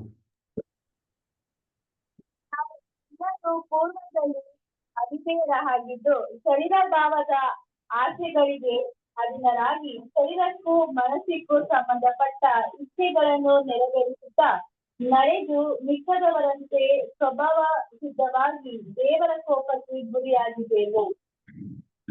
ನಾವು ಕೂಡ ಮಿಕ್ಕ ಹಾಗೆ ಸ್ವಭಾವ ಸಿದ್ಧವಾಗಿ ದೇವರ ಕೋಪಕ್ಕೆ ನಾವೇನು ಬೇರೆಯವರಿಗಿಂತ ಉತ್ತಮಗಳನ್ನು ಜಂಬ ಕೊಚ್ಕೊಳ್ಳೋ ಅವಶ್ಯಕತೆ ಇಲ್ಲ. We are not like that. So ಈಗ ಇಷ್ಟೆಲ್ಲ ಸತ್ಯ ತಿಳಿದಿದ್ರೂ ಕೂಡ ನಾವು ಕೆಲವು ವಿಷಯಗಳನ್ನ ನಾವು ಬೇರೆ ಕಂಪೇರ್ ಮಾಡಿಕೊಂಡ್ರೆ ಅನೇಕ ವಿಷಯಗಳು ನಾವು ಅವ್ರಿಗಿಂತ ಭಾಳ ಕೀಳಾಗಿರ್ತೀವಿ. ಸೊ ನಮಗೂ ಕೂಡ ತಂದೆಯಾದ ದೇವರು ಯೇಸು ಕ್ರಿಸ್ತನನ್ನ ಒಂದು ರೊಟ್ಟಿ, ಜೀವ ಕೊಡ್ತಕ್ಕಂಥ ರೊಟ್ಟಿಯಾಗಿ ಕಳಿಸ್ಕೊಟ್ಟಿದ್ದಾರೆ. ಇದನ್ನೇ ಒಂದು ಗಬ್ರಿಯೇಲ್ ದೂತ ಮರಿಯಳು ಯೇಸು ಸ್ವಾಮಿ ಹುಟ್ಟೋ ಸಮಯದಲ್ಲಿ ಒಂದು ಮಾತು ಹೇಳ್ತಾರೆ. ಅದನ್ನು ಓದೋಣ. ಮತ್ತಾಯನ ಸುವಾರ್ತೆ 1ನೇ ಅಧ್ಯಾಯ 21ನೇ ವಚನ. ಆಕೆಯು ಒಬ್ಬನನ್ನು ಹಡೆಯುವಳು, ನೀನು ಆತನಿಗೆ ಯೇಸು ಎಂದು ಹೆಸರಿಡಬೇಕು, ಯಾಕೆಂದರೆ ಆತನೇ ತನ್ನ ಜನರನ್ನು ಅವರ ಪಾಪಗಳಿಂದ ಬಿಡಿಸಿ ಕಾಯುವನು ಅಂದನು. ಅಂದ್ರೆ ನೀನು ಆಗ ಯೇಸು ಅಂತ ಹೆಸರಿಡಬೇಕು. ಅಂದ್ರೆ ಸ್ವಾಮಿ ಹುಟ್ಟಕ್ಕೆ ಮುಂಚೆನೆ ಹೇಗೆ ಕೊಟ್ಟಿರ್ತಾರೆ. ಯಾಕೆ ಅಂದ್ರೆ ಆತನು ತನ್ನ ಜನರನ್ನ ಪಾಪದಿಂದ ಬಿಡಿಸುವನು. ಸೊ ಈ ಒಂದು ಕಾರಣಕ್ಕೋಸ್ಕರವಾಗಿ ತಂದೆಯಾದ ದೇವರು ಇಸ್ರಾಯೇಲ್ಗೆ ಮನ್ನಾ ಕೊಟ್ಟರು. ತಾನು ಆರಿಸ್ಕೊಂಡಂಥ ಜನಗಳಿಗೆ, ಈಗಲೂ ಕೂಡ ತಾನು ಆರಿಸ್ಕೊಂಡಂಥ ಜನಗಳಿಗೆ ಯಥೇಚ್ಛವಾಗಿ ಕೊಡ್ತಾ ಇದ್ದಾರೆ. ಬರೀ ಆರಿಸ್ಕೊಂಡವ್ರು ಮಾತ್ರ ಅಲ್ಲ, ಪಾಪಾತ್ಮರಿಗೂ ಕೂಡ ಈ ಒಂದು ಇದು ಆಹಾರನ ಕೊಟ್ಟಿದ್ದಾರೆ. ಅದಕ್ಕೆ ನಾವು ಯೇಸು ಸ್ವಾಮಿ ಇಡೀ ಮಾನವ ಜನಾಂಗಕ್ಕೆ ಒಂದು ರ್ಯಾನ್ಸಮ್ ಸ್ಯಾಕ್ರಿಫೈಸ್ ಆಗಿ ಬಂದರು ಅನ್ನೋದನ್ನು ನಾವು ನೋಡ್ತೀವಿ. ಸರಿ, ಈಗ ಯೋಹಾನ್ ಸುವಾರ್ತೆ 11ನೇ ಅಧ್ಯಾಯ 25ನೇ ವಚನ ಹೋಗಿ. ಜಾನ್ 11:25. ಆಕೆಗೆ, ನಾನೇ ಪುನರುತ್ಥಾನವೂ ಜೀವವೂ ಆಗಿದ್ದೇನೆ. ನನ್ನನ್ನು ನಂಬುವವನು ಸತ್ತರೂ ಬದುಕುವನು, ಮತ್ತು ಬದುಕುತ್ತಾ ನನ್ನನ್ನು ನಂಬುವವನು ಎಂದಿಗೂ ಸಾಯುವುದಿಲ್ಲ ಅಂತ ಹೇಳ್ತಾರೆ. ಓಕೆ, ಇಲ್ಲಿ ನೋಡ್ಬೇಕಾದ್ರೆ ಭಾಳ ಕ್ಲಿಯರ್ ಆಗಿ ಹೇಳ್ತಾರೆ. ಸ್ವಾಮಿ ಹೇಳಿದ್ರೆ, ನಾನೇ ಜೀವ ಕೊಡ್ತಕ್ಕಂಥ ರೊಟ್ಟಿ, ನಾನು ಕೊಡ್ತಕ್ಕಂಥ ದೇವರು ಕೊಟ್ಟಿರ್ತಕ್ಕಂಥ ಈ ರೊಟ್ಟಿಯನ್ನು ತಿಂದವನು ಎಂದಿಗೂ ಸಾಯುವುದಿಲ್ಲ. ಅದಕ್ಕೆ ಸ್ವಾರ್ಥದಲ್ಲಿ ನಾವು ಈಗ ನೋಡಿದ್ವಿ. ಸೊ ನೆಕ್ಸ್ಟು, ಇವರು ಇಸ್ರಾಯೇಲ್ ಎಲ್ಲಿದ್ರೋ ಆ ಸ್ಥಳಕ್ಕೇನೆ ಈ ಮನ್ನಾ ಬಂತು. ಅಂದರೆ ಇವರು ಅದನ್ನು ಹುಡುಕೊಂಡು ಒಂದು ಜಾಗದಿಂದ ಇನ್ನೊಂದು ಜಾಗಕ್ಕೆ ಹೋಗಬೇಕಾದಂಥ ಅವಶ್ಯಕತೆ ಇರಲಿಲ್ಲ ಅಂತ ನಾವು ನೋಡ್ತೀವಿ. ಯಾಕಂತಂದರೆ ನಾವು ವಿಮೋಚನಕಾಂಡ 16ನೇ ಅಧ್ಯಾಯದಲ್ಲಿ ನಾವು ನೋಡಬೇಕಾದ್ರೆ 13-14 ಈ ರೀತಿ ನೋಡ್ತೀವಿ. ಹೊತ್ತಾರೆಯಲ್ಲಿ ಮಂಜು ಪಾಳೆಯದ ಸುತ್ತಲೂ ಬಿದ್ದಿತು. ಆ ಮಂಜು ಆರಿ ಹೋದ ನಂತರ ಅರಣ್ಯದ ನೆಲದಲ್ಲಿ ಮಂಜಿನ ಹನಿಗಳಂತೆ ಏನೋ ಸಣ್ಣ ಸಣ್ಣ ರವೆಗಳು ಕಾಣಿಸಿದವು. ಇದು ದೇವರು ಕೊಟ್ಟಂತಹ ಒಂದು ಮನ್ನಾ. ಅಂದರೆ ಈ ಮನ್ನಾನ ಹುಡುಕೊಂಡು ಅವರು ಏನು ಹೊರಗಡೆ ಹೋಗಬೇಕಾದ ಅವಶ್ಯಕತೆ ಇಲ್ಲ. ನಿಮ್ಮ ಮನಸ್ಸಿನ ಅದರ ಮುಂದೆ ಒಂದು ಜಸ್ಟ್ ಇಮ್ಯಾಜಿನ್ ಮಾಡ್ಕೊಳ್ಳಿ. ಎಲ್ಲರೂ ಪಾಳೆಗಳಲ್ಲಿ ರಾತ್ರಿ ಮಲಗಿರ್ತಾರೆ. ಬೆಳಗಾಗಿ ಎದ್ದಿದ್ದೇನೆ ಬಾಗಿಲು ತಗೊಂಡು ಆಚೆ ಬಂದು ನೋಡ್ತಾರೆ, ಇಡೀ ಪಾಳೆ ಸುತ್ತ ಮಂಜು ಬಿದ್ದಿರುತ್ತೆ. ಆ ಮಂಜು ಮೇಲೆ ಏನೋ ಬೆಳ್ಳಗೆ ಸಣ್ಣ ರವೆ ಕಾಣಿಸ್ತಾ ಇರುತ್ತೆ. ಸೊ ಅಂದರೆ ಇಲ್ಲೇನಂದ್ರೆ ತಂದೆಯಾದ ದೇವರು ಅವ್ರು ಇರತಕ್ಕಂಥ ಸ್ಥಳಕ್ಕೇನೆ ಆ ಒಂದು ಆಹಾರವನ್ನು ಒದಗಿಸ್ಕೊಟ್ರು ಅಂತ ನಾವು ನೋಡ್ತೀವಿ. ಇದನ್ನು ನಾವು ಯಾವ ರೀತಿ ನೋಡ್ಕೋಬೇಕು ಅಂತ ಹೇಳಿದ್ರೆ, ದೇವರ ವಾಕ್ಯ ನಮಗೆ ಇವಾಗ ಭಾಳ ಈಸಿಯಾಗಿ ಸಿಗ್ತಾ, ನಾವಿರೋ ಕಡೆನೇ ಸಿಗುತ್ತೆ ನಮಗೆ ದೇವರ ವಾಕ್ಯ. ಅದಕ್ಕೆ ರೋಮಾಯ 10ನೇ ಅಧ್ಯಾಯದಲ್ಲಿ ನಾವು ಓದ್ಬಿಡಿದೆ. ಅಂದರೆ ರೋಮಾಯ 10ನೇ ಅಧ್ಯಾಯ 6-8 ವಚನ. ಆದರೆ ನಂಬಿಕೆಯಿಂದ ಉಂಟಾಗುವ ನೀತಿಯು ಏನು ಹೇಳುತ್ತದೆ? ಕ್ರಿಸ್ತನನ್ನು ಕೆಳಕ್ಕೆ ಕರೆದುಕೊಂಡು ಬರೋದಕ್ಕೆ ಯಾರು ಮೇಲನ ಲೋಕಕ್ಕೆ ಏರಿ ಹೋದರು ಎಂದಾಗಲಿ, ಕ್ರಿಸ್ತನನ್ನು ಸತ್ತವರೊಳಗಿಂದ ಎಬ್ಬಿಸಿಕೊಂಡು ಬರುವುದಕ್ಕೆ ಯಾರು ಪೇಟ ಲೋಕಕ್ಕೆ ಇಳಿದು ಹೋದರು ಎಂದಾಗಲಿ ನಿನ್ನ ಮನಸ್ಸಿನಲ್ಲಿ ಅಂದುಕೊಳ್ಳಬೇಡ. ದೇವರ ವಾಕ್ಯವು ನಿನ್ನ ಸಮೀಪದಲ್ಲಿಯೇ ಇದೆ, ಅದು ನಿನ್ನ ಬಾಯಲ್ಲಿಯೂ ನಿನ್ನ ಹೃದಯದಲ್ಲಿಯೂ ಇದೆ ಅನ್ನುತ್ತದೆ. ಆ ವಾಕ್ಯವು ನಾವು ಸಾರುವ ನಂಬಿಕೆಯ ವಿಷಯವಾದ ವಾಕ್ಯ. ದೇವರ ವಾಕ್ಯ ಇಲ್ಲಿದೆ. ಅದನ್ನು ದೇವ್ರ ವಾಕ್ಯನ ತಗೊಂಬರೋದಕ್ಕೆ ಪರಲೋಕಕ್ಕೆ ಏನು ಹೋಗತಕ್ಕಂಥ ಅವಶ್ಯಕತೆ ಇಲ್ಲ, ಅಥವಾ ಕೆಳಗಿನ ಲೋಕಕ್ಕೆ ಹೋಗೋದನ್ನು ಮೇಲ್ ತರತಕ್ಕಂಥ ಅವಶ್ಯಕತೆ ಕೂಡ ಇಲ್ಲ. ಯಾಕಂದ್ರೆ ದೇವರ ವಾಕ್ಯವು ನಿನ್ನ ಬಾಯಲ್ಲೇ ಇದೆ. The word is near you ಅಂತಂದ್ಬಿಟ್ಟು. ಅದಕ್ಕೆ ಯೋಹಾನ್ ಸುವಾರ್ತೆ ನೋಡ್ಬೇಕಾದ್ರೆ ಯೇಸು ಕ್ರಿಸ್ತನನ್ನ ಕರ್ಕೊಂಬರೋದಕ್ಕೆ ಯಾರೂ ಮೇಲಿನ ಲೋಕಕ್ಕೆ ಏರು ಹೋಗಿಲ್ಲ. ಯಾಕಂದ್ರೆ ಯೇಸು ಸ್ವಾಮಿ ನಮ್ಮ ಹತ್ತಿರದಲ್ಲೇ ಇದ್ದಾರೆ. ಅದಕ್ಕೆ ನಾವು ಪ್ರಕಟಣೆ 3:20 ನಾವು ನೋಡ್ತೀವಿ, ನಿಮ್ಮ ಹೃದಯವೆಂಬ ಬಾಗಿಲ ಬಳಿಯಲ್ಲಿ ನಾನು ನಿಂತುಕೊಂಡು ತಟ್ಟುತ್ತಾ ಇದ್ದೇನೆ, ಯಾರ ಬಾಗಿಲು ತೆರೀತಾರೋ ನಾನು ನನ್ನ ತಂದೆ ಒಳಗಡೆ ಬರ್ತೀನಿ ಅಂತ ಹೇಳ್ತಾರೆ. ಅಂದರೆ Christ is very near us, ನಮಗೆ ಬಹಳ ಸಮೀಪವಾಗಿ ಇದ್ದಾರೆ. ಸೊ ಈ ರೀತಿ ಅವ್ರಿಗೆ ಇದ್ದಂಥ ಜಾಗಕ್ಕೆ ಮನ್ನಾ ಕೊಟ್ಟು ನಮಗೆ ತನ್ನ ವಾಕ್ಯವನ್ನು ಕೊಟ್ಟಿದ್ದಾರೆ. ನಾವು ಇರೋದಕ್ಕಂತ ಸ್ಥಳಕ್ಕೆ ಕಳಿಸ್ಕೊಟ್ಟಿದ್ದಾರೆ. ಈಗ ಇದು ಪಡ್ಕೊಂಡಂತ ನಮಗೆ ಒಂದು ಜವಾಬ್ದಾರಿ ಇದೆ. ಏನು ಜವಾಬ್ದಾರಿ ಅಂದರೆ, ಇಸ್ರಾಯೇಲ್ಗೆ ಏನು ಜವಾಬ್ದಾರಿ ಇತ್ತು ಆವಾಗ, ಆಗಿನ ಕಾಲದಲ್ಲಿ ಆ ಮನ್ನವನ್ನು ಅವರು ಒಟ್ಟುಗೂಡಿಸಿ ಶೇಖರಣೆ ಮಾಡ್ಕೋಬೇಕಾಗಿತ್ತು. ಇಲ್ಲ ಅಂತಂದರೆ ಅದನ್ನು ಕಾಲಲ್ಲಿ ತುಳಿಬೋದಾಗಿತ್ತು. 2 ಆಪ್ಷನ್ ಇತ್ತು. ಒಂದು, ಅದನ್ನು ಕಲೆಕ್ಟ್ ಮಾಡ್ಬೋದು, ಗ್ಯಾದರ್ ಮಾಡ್ಬೋದು, ಇಲ್ಲಾಂದರೆ ಅದನ್ನು ತುಳಿದು ಟ್ರಾಂಪಲ್ ಮಾಡಬೇಕಾಗಿತ್ತು. ಸೊ ಇವಾಗ ಆ ರೀತಿ ಇರಬೇಕಾದ್ರೆ ನಾವೇನು ಮಾಡಬೇಕು ಅಂತ ನೋಡೋದಾದರೆ, ಸ್ವಾಮಿ ಒಂದು ಮಾತು ಹೇಳ್ತಾರೆ, ಮತ್ತಾಯ ಸುವಾರ್ತೆ 12ನೇ ಅಧ್ಯಾಯ 30ನೇ ವಚನದಲ್ಲಿ, ನನ್ನ ಪಕ್ಷ ಹಿಡಿಯದವನು ನನಗೆ ವಿರೋಧಿ, ನನ್ನ ಜೊತೆಯಲ್ಲಿ ಒಟ್ಟುಗೂಡಿಸಿದವನು ಚದುರಿಸುವವನಾಗುತ್ತಾನೆ. ಏನಿದ್ರ ಅರ್ಥ ಅಂತಂದರೆ, ಯಾರು ಈ ಸತ್ಯವನ್ನು ತಿಳಿದ ಮೇಲೆ, ಯೇಸು ಕ್ರಿಸ್ತನ ಅರಿತ ಮೇಲೆ, ನಾವು ಯೇಸು ಕ್ರಿಸ್ತನಿಗೆ ಅನುಯಾಯಿಗಳಾಗಿ ಆತನ ವಾಕ್ಯಗಳು ವಿಧೇಯರಾಗಿ ನಡೆಯದೇ ಹೋದರೆ, ಆದರೆ ಅಂಥವರೇ ನನ್ನ ಪಕ್ಷವನ್ನು ಹಿಡಿಯದವನು ಅಂದ್ಬಿಟ್ಟು, ಅಂಥವರು ದೇವರು ಏನು ಯಾವ ರೀತಿ ಪರಿಗಣಿಸ್ತಾರೆ ಅಂದರೆ, ಆತನು ನನಗೆ ವಿರೋಧಿ ಅಂತ ಹೇಳ್ತಾರೆ. ನನ್ನ ಜೊತೆಯಲ್ಲಿ ಒಟ್ಟುಗೂಡಿಸಿದವನು ಚದುರಿಸುವವನಾಗುತ್ತಾನೆ. ಯಾಕೆ ಇದನ್ನು ಹೇಳಿದ್ರು, ಅಷ್ಟು ಎಂಫೆಟಿಕ್ ಆಗಿ ಹೇಳ್ತಾರೆ ಅಂದರೆ, 1 ಕೊರಿಂಥ 1ನೇ ಅಧ್ಯಾಯ 18ನೇ ವಚನದಲ್ಲಿ, ಶಿಲುಬೆಯ ವಿಷಯವಾದ ಮಾತು ನಾಶನದ ಮಾರ್ಗದಲ್ಲಿರುವವರಿಗೆ ಮಾತಾಗಿದೆ, ರಕ್ಷಣೆಯ ಮಾರ್ಗದಲ್ಲಿರುವ ನಮಗಾದರೂ ಅದು ದೇವರ ಶಕ್ತಿಯಾಗಿದೆ. ಅದಕ್ಕೆ ಈ ಒಂದು ಸತ್ಯದ ಪರಿಜ್ಞಾನ ಬಂದ ಮೇಲೆ ನಾವು ಅದನ್ನು ಸಂಪೂರ್ಣವಾಗಿ ನಮ್ದಾಗಿ ಮಾಡ್ಕೊಳ್ಬೇಕು. ಅದಕ್ಕೆ ನಾವು ಹುಡ್ಕೊಂಡು ಹೋಗ್ಬೇಕಾದ ಅವಶ್ಯಕತೆ ಇಲ್ಲ. ದೇವರು ನಮ್ಗೆ ಎಲ್ಲ ಅನುಕೂಲತೆಗಳನ್ನ ಒದಗಿಸ್ಕೊಟ್ಟಿದ್ದಾರೆ. ಎಸ್ಪೆಷಲಿ ಈಗ ಪ್ರೆಸೆಂಟ್ ಡೇ ಸಿಚುವೇಶನ್ ನೋಡಬೇಕಾದ್ರೆ ಟೆಕ್ನಾಲಜಿ ಎಷ್ಟು ಇಂಪ್ರೂವ್ ಆಗಿದೆ ಅಂತಂದರೆ, ನಿಮ್ಗೆ ಒಂದು ಇದರಲ್ಲೇ ನಿಮಗೆ ಡಿಫ್ರೆಂಟ್ ವರ್ಷನ್ಸ್ ಆಫ್ ಬೈಬಲ್ ಸಿಗುತ್ತೆ, ಡಿಫ್ರೆಂಟ್ ಕಾಮೆಂಟ್ರಿ ಸಿಗುತ್ತೆ, ಡಿಫ್ರೆಂಟ್ ಕನ್ಕಾರ್ಡೆನ್ಸ್ಗಳು ಸಿಗುತ್ತೆ, ಎಲ್ಲ ಕೂಡ ನಮ್ಮ ಫಿಂಗರ್ ಟಿಪ್ಸಲ್ಲಿ. ಸೊ ದೇವರು ಇಷ್ಟೆಲ್ಲ ಕೊಟ್ಟಿದ್ದಾರೆ. So it is our responsibility.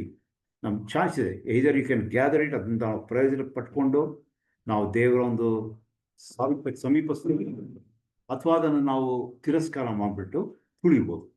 So ಅದು ನಮಗೆ ಬಿಟ್ಟಂತ ಇದು. ಈಗ ನೆಕ್ಸ್ಟ್ ಏನಪ್ಪ ಅಂತಂದರೆ, ಈ ಮುಂದನ್ನು ಪ್ರತಿಯೊಬ್ಬರು ಕೂಡ as individual they have to correct it. ಅದಕ್ಕೆ ವಿಮೋಚನಾ ಕಾಂಡ 16:16ರಲ್ಲಿ ಈ ರೀತಿ ನೋಡ್ತೀವಿ, ಪ್ರತಿಯೊಬ್ಬನು ತನ್ನ ಕುಟುಂಬದವರ ಸಂಖ್ಯಾನುಸಾರ ತಲೆಗೆ ಒಂದು ಗೋಮೇರಿನ ಮೇರೆಗೆ ತನ್ನ ಡೇಗೋಸ್ಕರ ಕೂಡಿಸಿಕೊಳ್ಳಲಿ ಅಂತ. ಅಂದರೆ ಪ್ರತಿಯೊಬ್ಬಕ್ಕೂ ಕೂಡ ಅದನ್ನು ಕಲೆಕ್ಟ್ ಮಾಡ್ಕೋಬೇಕು. Each man according to his eating ಅಂತ ಇಂಗ್ಲೀಷ್ ಬರುತ್ತೆ. ಸೊ ಇದು ಏನಪ್ಪ ಅಂತಂದರೆ, ಇವಾಗ ನಾವು ನಮ್ಮ ನೋಡ್ಕೊಳ್ಳೋದಾದರೆ,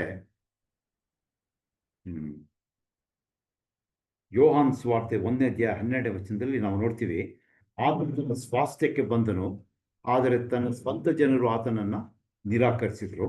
ಸೊ ಈ ರೀತಿ ಇರಬೇಕಾದ್ರೆ ಯಾರು ಆತನನ್ನು ಅಂಗೀಕರಿಸಿದರೋ, ಅಂದರೆ ಆತನ ಹೆಸರಿನಲ್ಲಿ ನಂಬಿಕೆ ಇಟ್ಟರೋ, ಅವರಿಗೆ ದೇವರ ಮಕ್ಕಳಾಗುವ ಅಧಿಕಾರವನ್ನು ನೋಡ್ತೀವಿ. ಸೊ ಅಂದರೆ ಯಾರು ಇದನ್ನು ಸ್ವೀಕಾರ ಮಾಡಿಕೊಂಡ್ರೋ, ಪ್ರತಿಯೊಬ್ಬ ಇಂಡಿವಿಜುವಲ್. ಅದಕ್ಕೇನೆ ಯಾಕಂತಂದರೆ ಇಲ್ಲಿ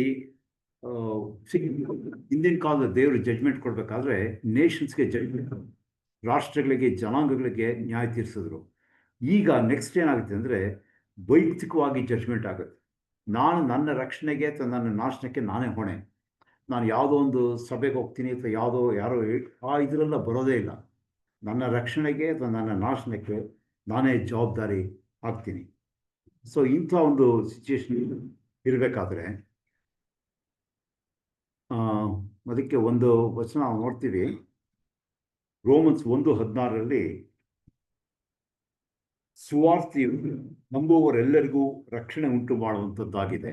ಯಾರ್ಯಾರು ಇದನ್ನು ನಂಬ್ತಾರೋ ಅವ್ರಿಗೆ ರಕ್ಷಣೆ ಉಂಟಾಗುತ್ತೆ. ನಾನು ನನ್ನ ಮನೆಯವ್ರಿಗೋಸ್ಕರ ನಾನು ನಂಬಿದ್ದೀನಿ, ಅದಕ್ಕೆ ನನ್ನ ಮನೆಯವ್ರಿಗೆ ರಕ್ಷಣೆ ಆಗುತ್ತೆ, ಇಲ್ಲ, ದಟ್ ಟೈಮ್ ಇಸ್ ಗಾನ್. ಇವಾಗ ಆಮೇಲೆ ಹೀ ದಟ್ ಬಿಲೀವತ್ ನಾಟ್, ಯಾರೋ ಒಂದು ನಂಬದೇ ಇದ್ರೆ ಏನಾಗುತ್ತಂತೆ ಅವ್ರಿಗೆ, ಮಾರ್ಕ 16:16ರಲ್ಲಿ, ನಂಬದೆ ಹೋಗುವವನು ದಂಡನೆಗೆ ಗುರಿಯಾಗುವನು ಅಂತ.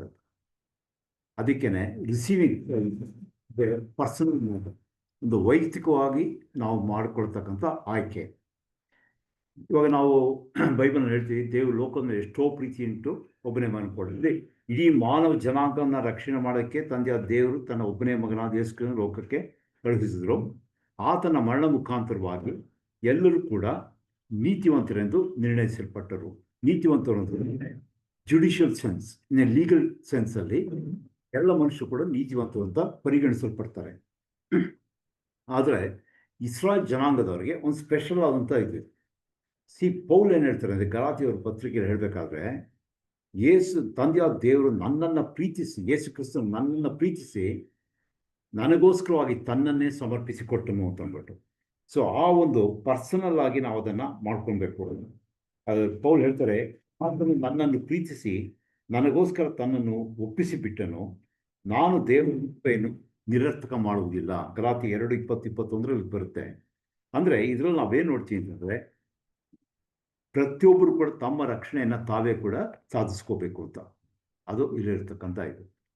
ಆಮೇಲೆ ನೆಕ್ಸ್ಟ್ ನೋಡೋದು ಅವರ ಅನುದಿನದ ಅವಶ್ಯಕತೆ. ಇವಾಗ ಅದಕ್ಕೆ ನಿಮ್ಗೆ ದಿವಸಕ್ಕೆ ಎಷ್ಟು ಬೇಕೋ ಅಷ್ಟನ್ನು ನೀವು ಕಲೆಕ್ಟ್ ಮಾಡ್ಕೋಬೇಕು ಅಂತ ಹೇಳ್ತಾರೆ.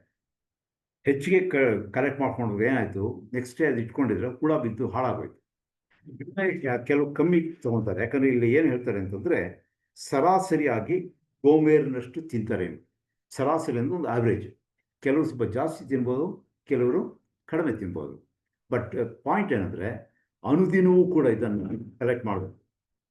ಇದು ಯಾವ ರೀತಿ ನಾವು ಅರ್ಥ ಮಾಡ್ಕೊಳ್ಬೋದು ಅಂತಂದರೆ, ನಾನು ಇಷ್ಟು ವರ್ಷ ಒಂದು ದೇವರ ಒಂದು ವಾಕ್ಯನೆಲ್ಲ ಕೇಳಿದ್ದೀನಿ, ಇಷ್ಟು ವರ್ಷ ದೇವರಿಗೆ ವಿಧೇಯನಾಗಿ ನಡ್ಕೊಂಡೆ, ಸಾಕು, ಇನ್ನು ಮುಂದೆ ನಾವು ಸ್ವಲ್ಪ ಪಾಪ ಮಾಡಿದ್ರು ಪರವಾಗಿಲ್ಲ, ದೇವರು ನಮಗೆ ಕ್ಷಮಿಸ್ತಾರೆ, ನಮಗೆ ಆ ಆಶೀರ್ವಾದದ ಗ್ಯಾರಂಟಿ ಇದೆ, ಈ ಒಂದು ಮನೋಭಾವ ನಾವು ಬಿಟ್ಬಿಡಬೇಕಾಗುತ್ತೆ. ಅಂದರೆ gather a certain rate every day. ಅನುದಿನವೂ ಕೂಡ our souls are in need of daily supply of bread of life. ದೇವರ ವಾಕ್ಯ ಅನ್ನತಕ್ಕಂಥದ್ದು, ಆ ಜೀವ ಕೊಡತಕ್ಕಂಥ ವಾಕ್ಯ ನಮ್ಗೆ ಅನುದಿನವೂ ಕೂಡ ನಮಗದು ಬೇಕು. ಅದಕ್ಕೆ ನಾವು ಲಾರ್ಡ್ಸ್ ಪ್ರೇಯರ್ ಹೇಳಬೇಕಾದ್ರೆ, ನಮ್ಮ ಅನುದಿನದ ಆಹಾರವನ್ನು ಈ ಹೊತ್ತೂ ಕೂಡ ನಮಗೆ ದಯಪಾಲಿಸು ಅಂತ ಹೇಳ್ತೀವಲ್ಲ. ಸೊ ಅನುದಿನವೂ ಕೂಡ ಆ ಜೀವ ಕೊಡತಕ್ಕಂಥ ರೊಟ್ಟಿಯಾದ ಯೇಸು ಕ್ರಿಸ್ತನನ್ನು ನಾವು ಸ್ವೀಕಾರ ಮಾಡಿಕೊಳ್ಳಬೇಕು, ಅದನ್ನು ನಾವು ಭುಜಿಸಲೇಬೇಕು. ಇಲ್ಲಿ ಇನ್ನೊಂದು ಪಾಯಿಂಟ್ ಏನಪ್ಪ ಅಂದರೆ, ನಾನು ಎಷ್ಟು ಸಮಯವನ್ನು ಇದರಲ್ಲಿ ಕಳಿತೀನಿ ಅನ್ನೋದು ಮುಖ್ಯ ಅಲ್ಲ, ಆದರೆ ಮನಸ್ಫೂರ್ತಿಯಾಗಿ, ಅಂದರೆ ಪೂರ್ಣ ಮನಸ್ಸಿನಿಂದ ಎಷ್ಟು ಮಟ್ಟ ನಾವು ದೇವರ ವಾಕ್ಯಗಳನ್ನ ಧ್ಯಾನ ಮಾಡಿ ನಾವು ಇದು ಮಾಡ್ಕೊಳ್ತೀವಿ ಅನ್ನೋದು, ಅದು ಮುಖ್ಯವಾದಂಥ ವಿಷಯ ನಾವು ನೋಡ್ತೀವಿ. ಆಮೇಲೆ ನೆಕ್ಸ್ಟ್ ನೋಡೋದು, ಅದೇನೋ ಅಲ್ಲಿ ನೋಡಿದ್ವಿ, ಕೆಲವರು ಹೆಚ್ಚಾಗಿ ಆರಿಸ್ಕೊತಾರೆ, ಕೆಲವರು ಕಡಿಮೆಯಾಗಿ ಕಲೆಕ್ಟ್ ಮಾಡಿದ್ರು ಮನ್ನಾನ. ಆದರೆ ಯಾರಿಗೂ ಕೂಡ ಅದರಿಂದ ಇದಾಗಲಿಲ್ಲ. ಅದಕ್ಕೆ 17ನೇ ವಚನದಲ್ಲಿ ನಾವು ನೋಡ್ತೀವಿ, ವಿಮೋಚನಕಾಂಡ 16:17 ಇಸ್ರಾಯೇಲ್ ಕೆಲವರು ಹೆಚ್ಚಾಗಿ ಕೆಲವರು ಕಡಿಮೆಯಾಗಿ ಕೂಡಿಸಿಕೊಂಡು ಗೋಮೇರಿನಿಂದ ಅಳತೆ ಮಾಡಿದರು. ಬಹಳ ಕೂಡಿಸಿದವನಿಗೆ ಏನೂ ಹೆಚ್ಚಾಗಲಿಲ್ಲ, ಸ್ವಲ್ಪವಾಗಿ ಕೂಡಿಸಿದವನಿಗೆ ಏನೂ ಕಡಿಮೆಯಾಗಲಿಲ್ಲ.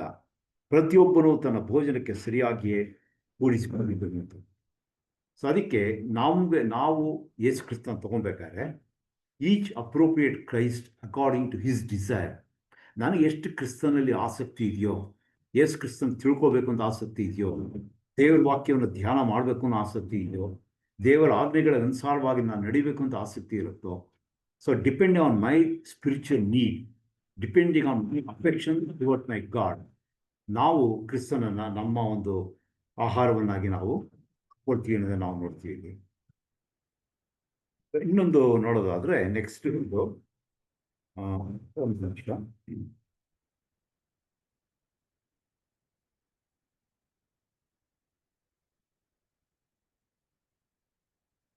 ಈ ಮನ್ನಾ ಬೀಳ್ಬೇಕಾದ್ರೆ ಅವರ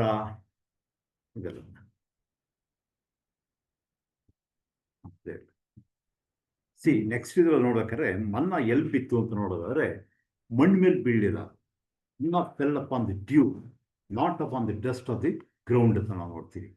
ಇದನ್ನು ನಾವೆಲ್ಲಿ ನೋಡ್ತೀವಿ? ಒಂದು ನಿಮಿಷ. ಅರಣ್ಯಕಾಂಡ 11ನೇ ಅಧ್ಯಾಯ 4ನೇ ವಚನ, ದಯವಿಟ್ಟು ಓದಬೇಕು ಅಂತ ಕೇಳ್ಕೊಡ್ತೀನಿ. ಅರಣ್ಯಕಾಂಡ 11ನೇ ಅಧ್ಯಾಯ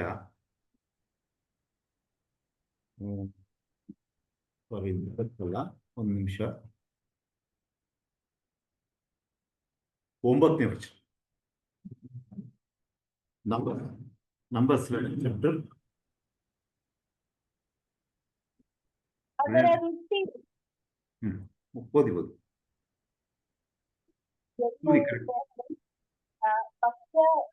ಗಳಂತಿತ್ತು. ರಾತ್ರಿ ಕಾಲದಲ್ಲಿ ಮಂಜು ಪಾಳ್ಯದಲ್ಲಿ ಬೀಳುತ್ತಿದ್ದಾಗ ಅದರೊಂದಿಗೆ ಮನ್ನವು ಬೀಳುತ್ತಿತ್ತು.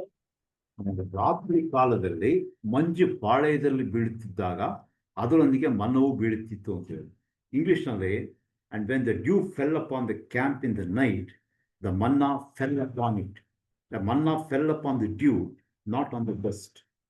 ಯಾಕೆ ಇದು ನೋಡ್ಬೇಕು ಅಂತಂದ್ರೆ, ಡಸ್ಟ್ ಅಂತ ಹೇಳ್ಬೇಕಾದ್ರೆ ಧೂಳುದು ಮಣ್ಣು ಅಂತ ಹೇಳ್ಬೇಕಾದ್ರೆ ಅದು ಮನುಷ್ಯನ ಒಂದು ಫಾಲನ್ ಹ್ಯುಮ್ಯಾನಿಟಿ, ಮನುಷ್ಯನ ಈಗಿನ ಒಂದು ಅಧೋಗತಿಯ ಪರಿಸ್ಥಿತಿ ಸೂಚನೆ ಮಾಡ್ತಕ್ಕಂಥದ್ದು ಡಸ್ಟ್.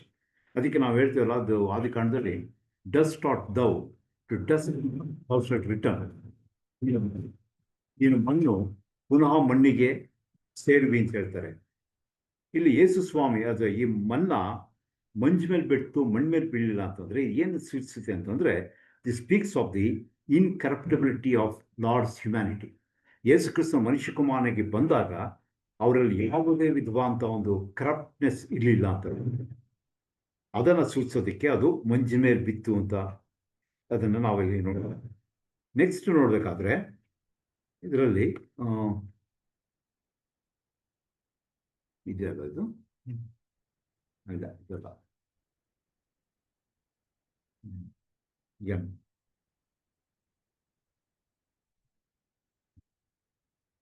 ಮನ್ನಾ ಅಂತಕ್ಕಂಥದ್ದು ಬಿಳಿ ಕಲರ್ ಇತ್ತು ಅಂತ ನೋಡ್ತೀವಿ. It was white in colour ಅಂತ. ಇದು ಯಾಕೆ ವೈಟ್ ಇನ್ ಕಲರ್ ಅಂತ, ಇದರ ಏನು ಇದು ಒಂದು ಉದ್ದೇಶ ಅಂತ ನಾವು ನೋಡೋದಾದ್ರೆ, white always stands for purity, ಶುಭ್ರತೆ ಅಥವಾ ಒಂದು ಪರಿಶುದ್ಧತೆಗೆ ಸೂಚಕವಾದಂಥ ಬಣ್ಣ ಬಂದ್ಬಿಟ್ಟು ಇದು ಬಿಳಿ ಬಣ್ಣ ಅಂತಕ್ಕಂಥದ್ದು. ಇದರಲ್ಲಿ 12ನೇ ಕೀರ್ತನೆ 6ನೇ ವಚನ, 12ನೇ ಕೀರ್ತನೆ 6ನೇ ವಚನ.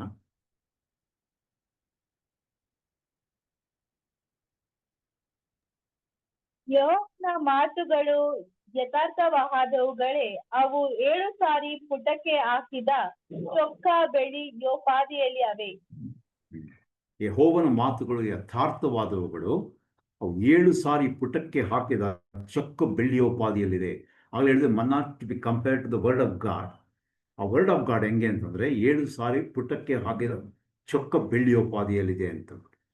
ಅದೇ ರೀತಿ ನಾವು ಜ್ಞಾನೋಕ್ತಿ 30ನೇ ಅಧ್ಯಾಯ 5ನೇ ವಚನ ನೋಡಬೇಕಾದ್ರೆ ದೇವರ ಮಾತು ಶುದ್ಧವಾದದ್ದು ಅಂತ ಇದೆ. ದೇವರ ಪ್ರತಿಯೊಂದು ಮಾತು ಕೂಡ ಶುದ್ಧವಾದದ್ದು. ಅದೇ ರೀತಿ 119ನೇ ಕೀರ್ತನೆ 140ನೇ ವಚನ, ಅದು ಆ್ಯಕ್ಚುಲಾಗಿ ಅದು ಓದೋದು ಬೇಡ ಅದನ್ನು. ಸೊ ಇದನ್ನು ಯೇಸು ಕ್ರಿಸ್ತನ ನಾವು ಯಾವ ರೀತಿ ಕಂಪೇರ್ ಮಾಡಬೇಕು ಅಂದರೆ, ಯೇಸು ಕ್ರಿಸ್ತನು ಸ್ಪಾಟ್ಲೆಸ್ ಪ್ಯೂರಿಟಿ ಆಫ್ ಜೀಸಸ್, ಅದನ್ನು ಯಾವ ಒಂದು ಕಳಂಕವಾಗಲಿ ಸುಕ್ಕಾಗಲಿ ಇರಲಿಲ್ಲ. ಅದಕ್ಕೆ ನಾವು 2ನೇ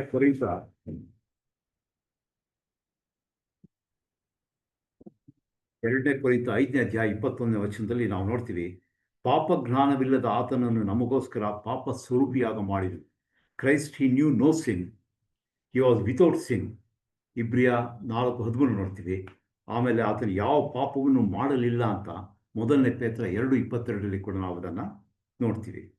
ಆಮೇಲೆ ಇಬ್ರಿಯ 7:26 ಈತನು ಪರಿಶುದ್ಧನು, ನಿರ್ದೋಷಿಯು, ನಿಷ್ಕಳಂಕನು, ಪಾಪಿಗಳಲ್ಲಿ ಸೇರದೆ ಪ್ರತ್ಯೇಕವಾಗಿರುವವನು, ಆಕಾಶ ಮಂಡಲಗಳಿಗಿಂತ ಉನ್ನತದಲ್ಲಿ ಆಗಿದ್ದಾನೆ ಅದನ್ನು ನೋಡ್ತೀವಿ. ಅಂದರೆ he was A Lam without A spot. Without A spot ಅಂತಂದರೆ ನಿರ್ದೋಷಿ ಅಂದ್ಬಿಟ್ಟು. ವಿತೌಟ್ ಎ ಸ್ಪಾಟ್ ಅಂದರೆ ಇಟ್ಸ್ ಔಟ್ವರ್ಡ್ ಪೊಲ್ಯೂಷನ್, ಬಾಹ್ಯ ರೂಪವಾಗಿ ಆತನಲ್ಲಿ ಯಾವುದೇ ವಿಧವಾದಂಥ ಒಂದು ಕಳಂಕ ಇರಲಿಲ್ಲ ಅಂದ್ಬಿಟ್ಟು. ವಿತೌಟ್ ಬ್ಲೆಮಿಷ್ ಅಂತಂದರೆ ನಿಷ್ಕಳಂಕನು, ಯುವರ್ ಡಿಫೆಕ್ಟ್.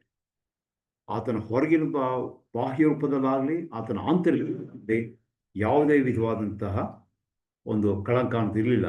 ಅದಕ್ಕೆ 1ನೇ ಪೇತ್ರ 1:19 ನಾವು ನೋಡ್ತೀವಿ, ಈತನ ಪೂರ್ಣಾಂಗವಾದ ನಿಷ್ಕಳಂಕ ಕುರಿಯಾದ ಆತನು ಅಂತ, lamb without spot and without blemish ಅಂತ ನಾವು ನೋಡ್ತೀವಿ. ನೆಕ್ಸ್ಟ್ ನೋಡೋದು, ಅದು ಯಾವ ರೀತಿ ರುಚಿ ಇತ್ತು ಅಂದರೆ it was sweet to taste. ಅದಕ್ಕೆ ನಾವು ಇದರಲ್ಲಿ ನೋಡ್ತೀವಿ, ಅದು ಏನು ತುಪ್ಪ ಬೆರೆಸಿದ ಆಗಿತ್ತು, ಸಿಹಿ ಆಗಿತ್ತು ಅಂತ. ಮನ್ನವನ್ನು ಅವರು ಸಾರಿ, ಇವತ್ತು ಭಾಳ ಡಿಸ್ಟರ್ಬೆನ್ಸ್ ಇದೆ, ದಯವಿಟ್ಟು ಕ್ಷಮಿಸಬೇಕು, ಏನು ಮಾಡೋಕ್ಕಾಗ್ತಾ ಇಲ್ಲ. ನಾನು ಮಾತಾಡೋದು ಕೇಳಿಸ್ತಾ ಇದೆ ಅಲ್ವಾ? ಕೇಳಿಸ್ತಾ ಇದೆ uncle. Okay okay, thank you. So ಈ ಮನ್ನಾ ಅನ್ನತಕ್ಕಂಥದ್ದನ್ನ ನಾವು ನಮ್ಮದನ್ನಾಗಿ ಮಾಡ್ಕೋಬೇಕು. ಅದಕ್ಕೆ ಹೇಳ್ತಾರೆ ಅಪ್ರೋಪ್ರಿಯೇಟ್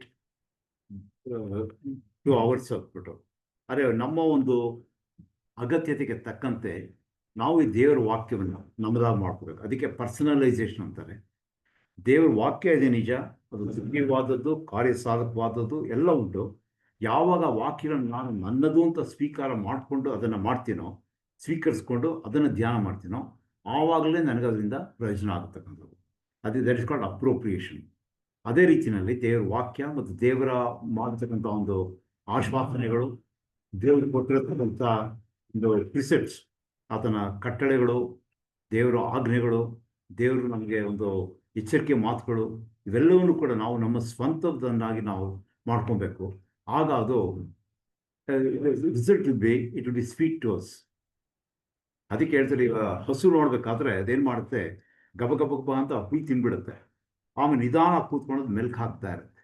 ಇದನ್ನು ಏನಕ್ಕೆ ಕಂಪೇರ್ ಮಾಡ್ತಾರೆ ಅಂದರೆ, ದೇವ್ರ ವಾಕ್ಯವನ್ನು ನಾವು ಓದ್ತೀವಿ, ಅದನ್ನು ಮೆಡಿಟೇಟ್ ಮಾಡ್ತೀವಲ್ಲ, ಆ ಮೆಡಿಟೇಟ್ ಮಾಡೋದು it stands to reading as mastication to eating.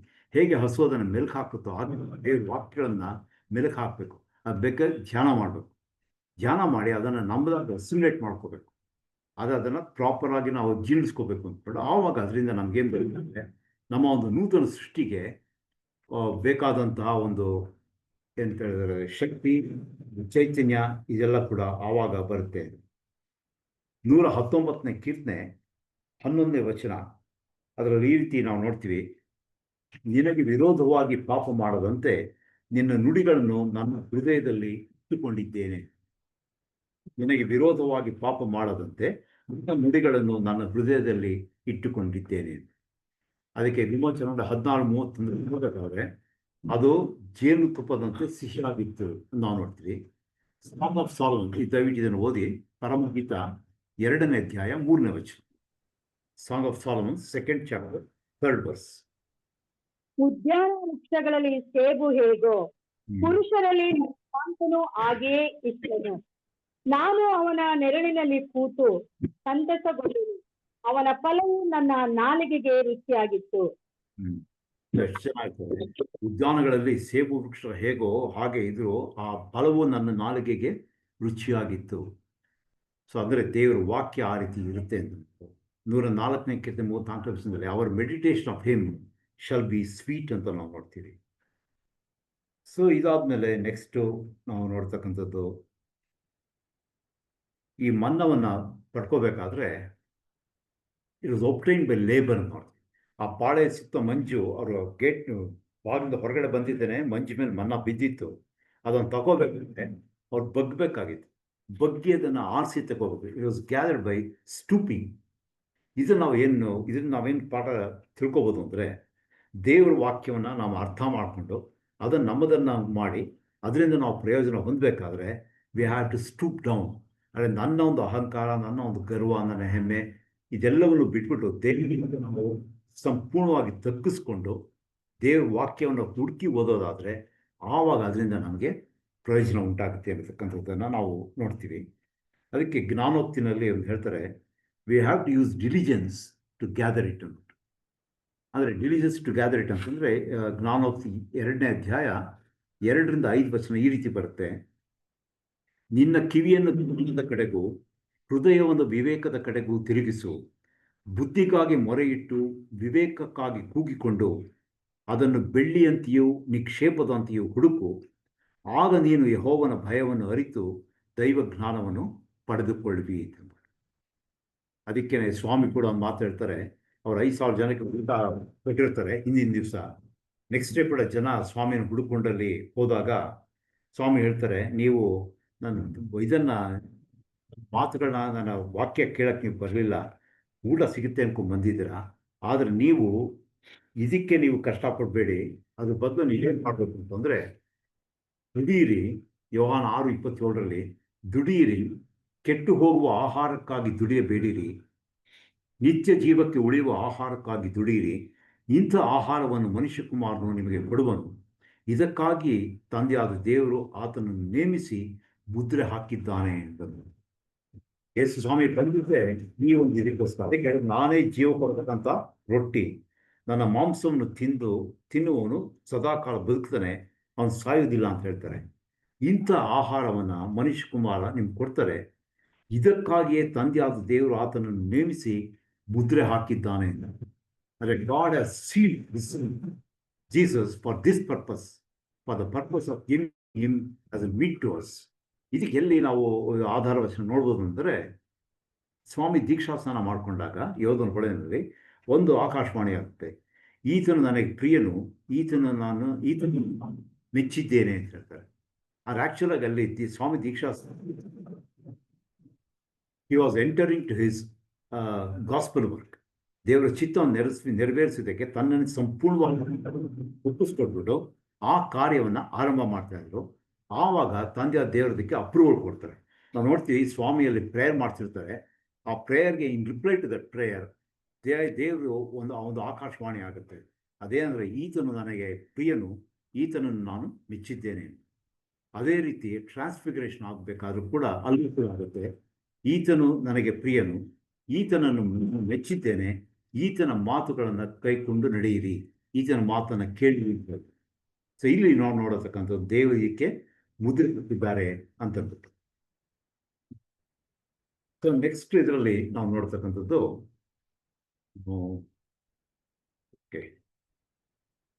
ಇದು ಯಾವ ಕಾಲದಲ್ಲಿ ಬಿತ್ತು ಅಂತಂದ್ಬಿಟ್ಟು, ನೈಟ್ ಟೈಮ್ ಬಿತ್ತುತ್ತೆ. ಯಾಕಂದ್ರೆ ಇವರೆಲ್ಲ ಮಲಗಿರ್ತಾರೆ. ರಾತ್ರಿ ಮೋಶೆ ಆರೋನ್ ಹೇಳ್ತಾರೆ, ಹಿಂಗೆಲ್ಲ ನೀವು ಬೆಳಗ್ಗೆ ನಿಮಗೆ ದೇವರು ಊಟ ಕೊಡ್ತಾರೆ ಅಂದ್ಬಿಟ್ಟು ಇವರೆಲ್ಲ ಮಲ್ಕೊಂಡಿರ್ತಾರೆ.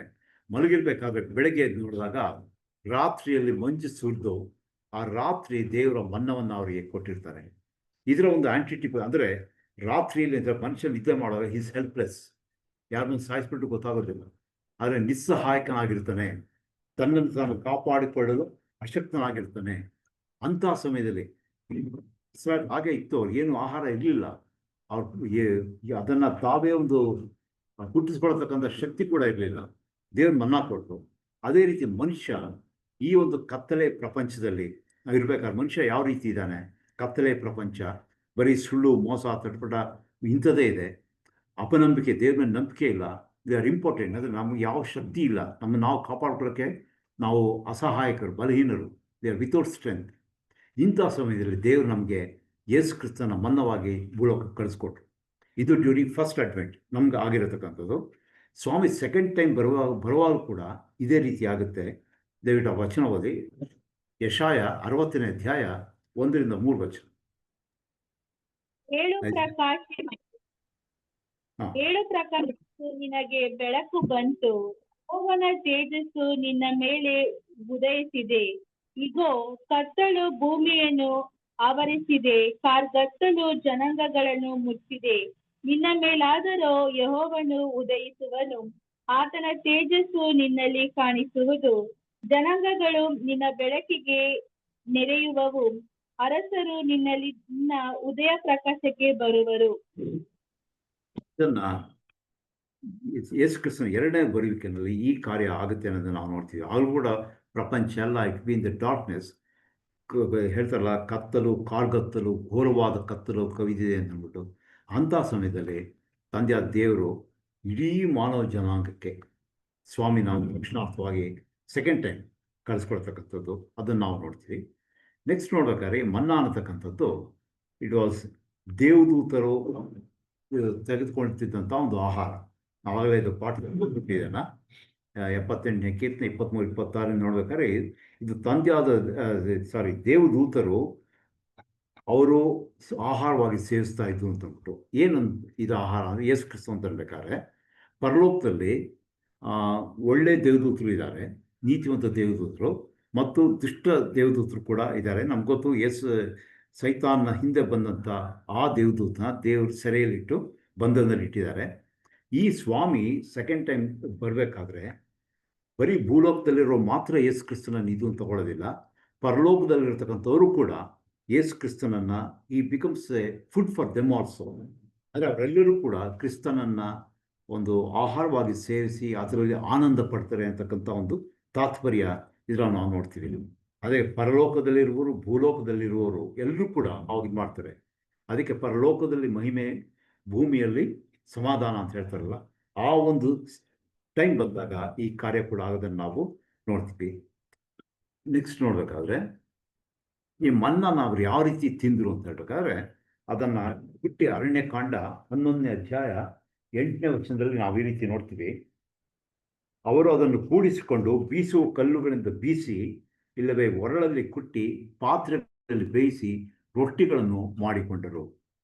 ಸೊ ಅದನ್ನು ಮನ್ನಾನ ತಗೊಂಡು ಕುಟ್ಟುದು, ಪೌಂಡ್ ಮಾಡಿದ್ರು, ಆ ರೀತಿ ಮಾಡಿ. ಇದನ್ನು ನಾವು ಯಾವ ರೀತಿ ಆಂಟಿಟಿಪಿಕಲ್ ಆಗಿ ನೋಡಬೇಕಾದ್ರೆ, ನಮ್ಮ ಯೇಸು ಕ್ರಿಸ್ತನು ಕೂಡ ಮನುಷ್ಯರ ಈ ಒಂದು ಕಠಿಣವಾದಂಥ ಹೃದಯವನ್ನು, ಎಸ್ಪೆಷಲಿ ಫರಿಸಾಯರು, ಶಾಸ್ತ್ರಿಗಳು, ಅವರೆಲ್ಲ ಕಠಿಣ ಹೃದಯಗಳಾಗಿದ್ದರು. ಅವರ ಕಠಿಣ ಹೃದಯವನ್ನು ನೋಡಿ ಆತನ ಮನದಲ್ಲಿ ನೊಂದುಕೊಳ್ತಾರೆ. He groan because of the hardness of heart of the Pharisees and the religious leaders. ಆಮೇಲೆ ಅವರು ಇದ್ದಂಥ ಅಪನಂಬಿಕೆಯನ್ನು ನೋಡ್ಬಿಟ್ಟು ಸ್ವಾಮಿ ಏನು ಮಾಡ್ತಾರೆ, ಈ ಸೈಡ್ ನಿಟ್ಟುಸಿರು ಬಿಟ್ಟರು ನಾವು ನೋಡ್ತೀವಿ.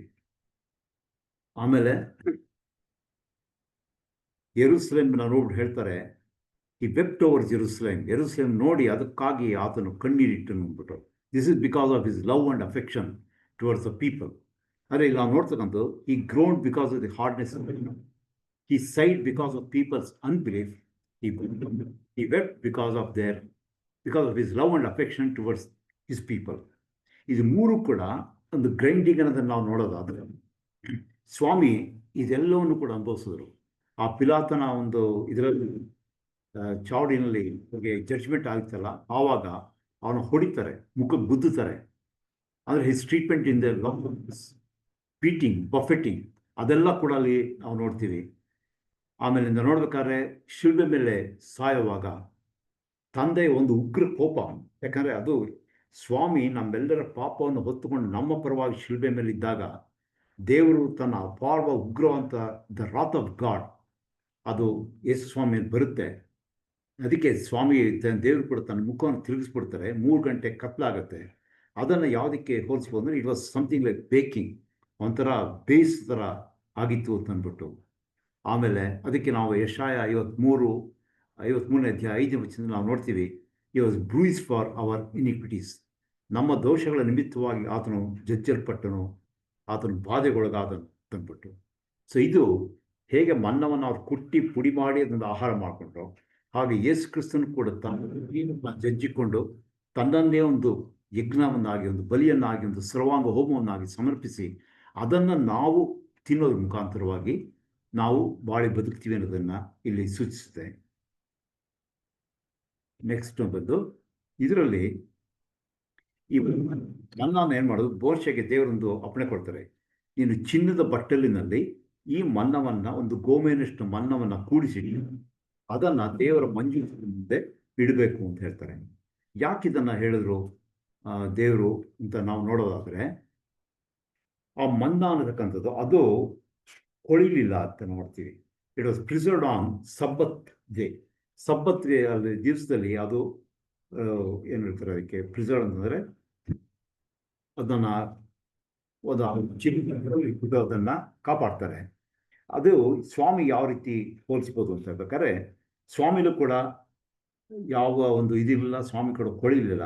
ಅದಕ್ಕೆ 16ನೇ ಕೀರ್ತನೆ 10ನೇ ವಚನದಲ್ಲಿ, ನೀನು ನಿನ್ನ ಪ್ರಿಯನನ್ನು ಅಧೋಲೋಕದಲ್ಲಿ ಬಿಡೋದಿಲ್ಲ ಅಥವಾ ನಿನ್ನ ಕೊಳೆಯುವುದಕ್ಕೆ ಬಿಡುವುದಿಲ್ಲ ಅಂತ ಒಂದು ವಚನ ನಾವು ನೋಡ್ತೀವಿ.